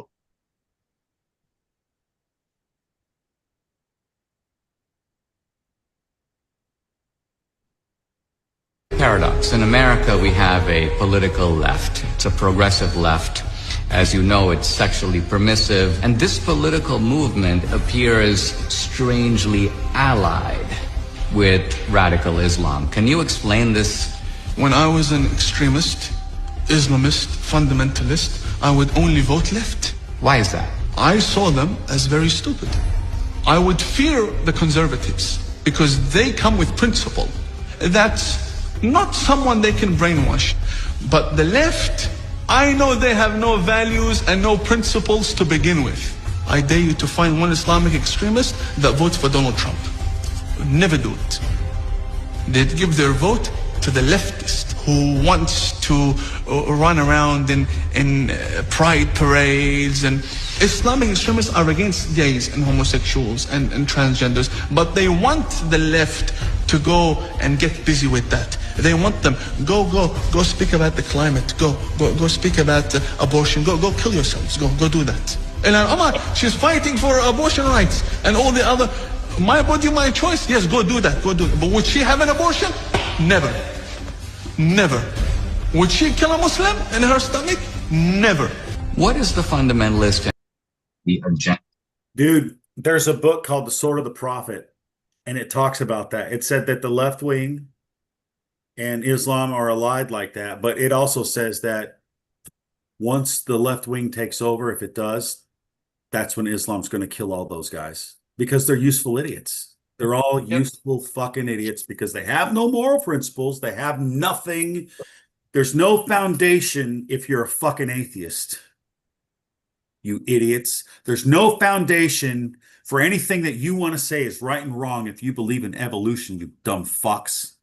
So I don't want to hear you fucking say that shit again. You can't tell me what's right and wrong if you don't believe in right and wrong because you don't believe in absolutes. Because you have to believe in absolutes to have a right and wrong. And when you complain about rights or whatever, that's right and wrong, right? Shut the fuck up and learn reality. Sorry to say it that way. Fuck your feelings. That's the truth. We're sick of this shit. You guys need to fucking wake up. Or shut up the thing. And get out of the fucking way. The conservatives are the ones that hold like firearms and all of that stuff like he's talking about. There's a principle, like you said, principle foundation. You know, and I was watching a video, I wish I'd have saved it. It was a guy talking about trigger words. Mm-hmm. If you can be triggered by a word, and he was posting all kinds of words like threat to democracy, fascist, Nazi, and if you get a emotional reaction out of these people, then you're already brainwashed. Like you're already controlled. Yeah, they can trigger you with a word, kind of like remember how the Assassins, when we talked about Assassins, conspiracy theory, the movie with Mel Gibson, you get triggered by a word that they brainwashed you with. Yeah, they showed that in Captain America too. Remember Captain America Civil War? Yeah, with Bucky, yeah. Mm-hmm. That shit's real. It's in that book that I have. It's the dark thing, the Black Awakening by man, he passed away. Russ Distar, really good book. Like, but that other book, The Sword of the Prophet, talks about that. And it's like, these guys don't know they're useful idiots. They are. They're useful idiots. They don't understand it yet. And I don't understand how they don't know that if they listen to a lot of fucking music, like Tool, that talks about useful idiots. You know, it's like, come on, man. They're being programmed to be the cannon fodder. Yes, they are. And they're going to do a great job at it. Unfortunately, yes, they are. they're going to suffer for it and die for it, but they chose it because they don't want to face reality. I think that's what it boils down to. They want to deny reality and they want to live in fucking fairy fantasy land, which doesn't fucking really work in this world. Well, and they think that they're going to be somewhere in the hierarchy and they don't understand that they're part of the fucking, like I say, cannon fodder. They're not part of the elitist. They're not part of that fucking class. So you're going to be fucking pushed out there with the cannon fodder when it comes down. Well, the rest of us are hiding behind you to take care of the rest. We're going to push your ass out there. Now, who sent that? Was that Brett that sent one to the Facebook group? What Hitler was talking about in English? What? I can't remember. It was sent to our group on Facebook. I don't think it was me, but someone sent it, and they disencoded what Hitler was saying to English. Translated it. Oh yeah, I just seen that come up not too long ago. I'll try to look back through because we said a lot of shit to each other on Facebook. So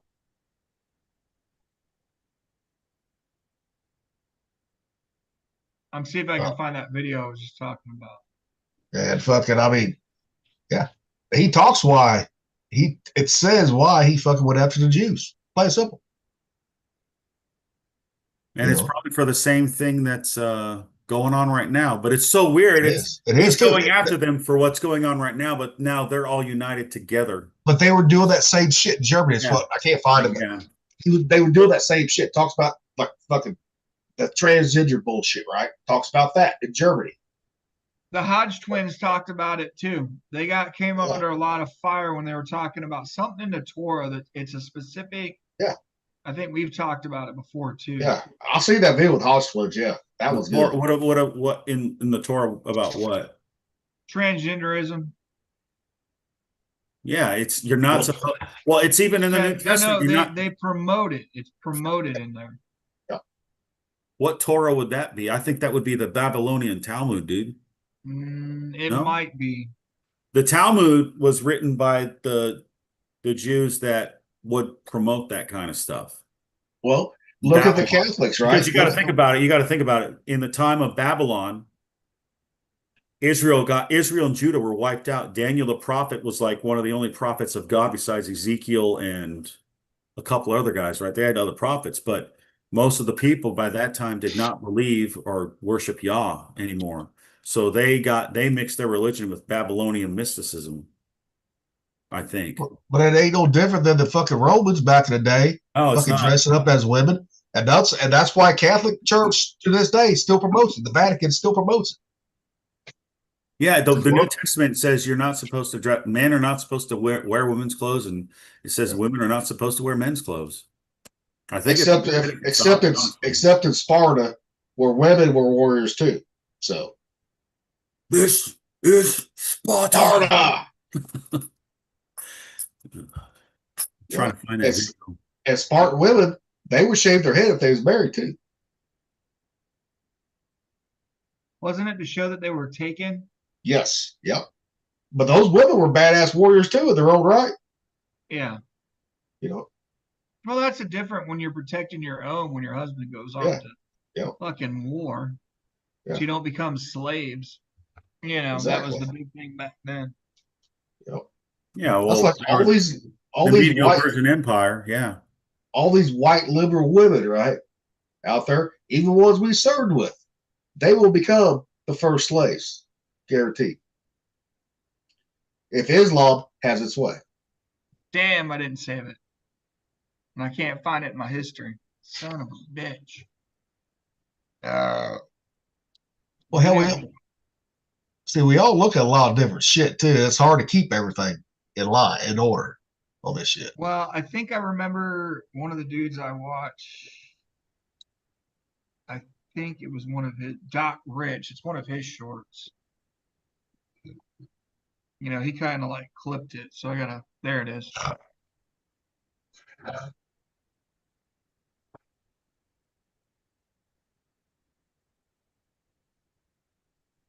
All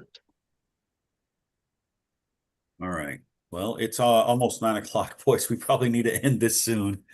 We go ahead and end it, but get Heidi on here. Get Heidi. I'm gonna grab her after we end it, dude. I'm gonna end it right now. Dude, it was fun talking to everyone. Hey, everyone, please like and subscribe for more. Wait a minute. I thought Little Tate's gonna have something real quick. Oh, I will. He does. I'll wait. I'm trying to pause it really quick to get it where it needs to be. All right. Yeah. This is what I was just talking about. This is what I like. This will kind of put it into context what we're talking about. Doc Rich is a pretty good dude too. Clip right here. Watch this. White supremacy. White supremacism. White supremacist. Fascism. Fascist. Fascist. Climate change. Climate change. Climate change. These aren't just words. They are weapons, emotional triggers, meant to discredit and divide. When you hear these buzzwords, you're not supposed to think. You're supposed to feel anger, fear, disgust. That's what these words are designed to trigger. Because once a word becomes a trigger, emotion outruns reason, and rationality doesn't even get to speak. If a single word can control your emotions, you're not informed, you're programmed. And if someone can program your reaction, they already control your mind. Now damn, dude. That is so fucking realistic to what's fucking going on today. Basically, everybody that's like that is fucking brainwashed. Yep. But I guarantee you there's people on the other side that have emotional triggers like that too. Well, yeah, I mean, we all have emotional triggers, but we reason. There's the key. We like, you'll say something, Gilly will say something, you know, all of us will say something, but then we'll counteract with our own. We'll discuss it, we'll debate it, we'll reason with it. Yeah, we You won't know, just have yell. rational thought. Yeah, critical thinking. You won't say you're a Nazi. Yeah. Misogynist because you disagreed with me. Because 2 plus 2 is 24. It's not 4. You know. But there's no substance behind it. It's just a word they use because they're already emotionally triggered by what you said. That's what the point he's getting at. It's like you're already fucking done. Like you're already under the thumb. And that goes for the right too. That's not just the left. That's the right too. Look at how many people are Trump cheerleaders that won't criticize what he's done. And if you can't criticize every fucking side, then you're not critically thinking anymore. You're fucking done. You're programmed on either fucking side. And both sides, whether you want to believe it or not, are working together. It's that Baphomet statue, dude. That's what I think it is. It's the right and the left. It's the same path, but 2 different ways to get there. And it's so funny. It's funny when you think about it, because like when you like you read the Bible and you see God talking to Abraham, he's like, I want you to walk straight and narrow. You don't go you don't move to the right or the left. You walk straight. You walk the straight line. You know what I mean? And then you see all the memes now that say they give you only a right or left path. Yeah. Those are the memes that you see now. And it's like, well, I guess I'll take the fucking hill up the middle. Yep. Straight and not out of go there. right or left. Yeah.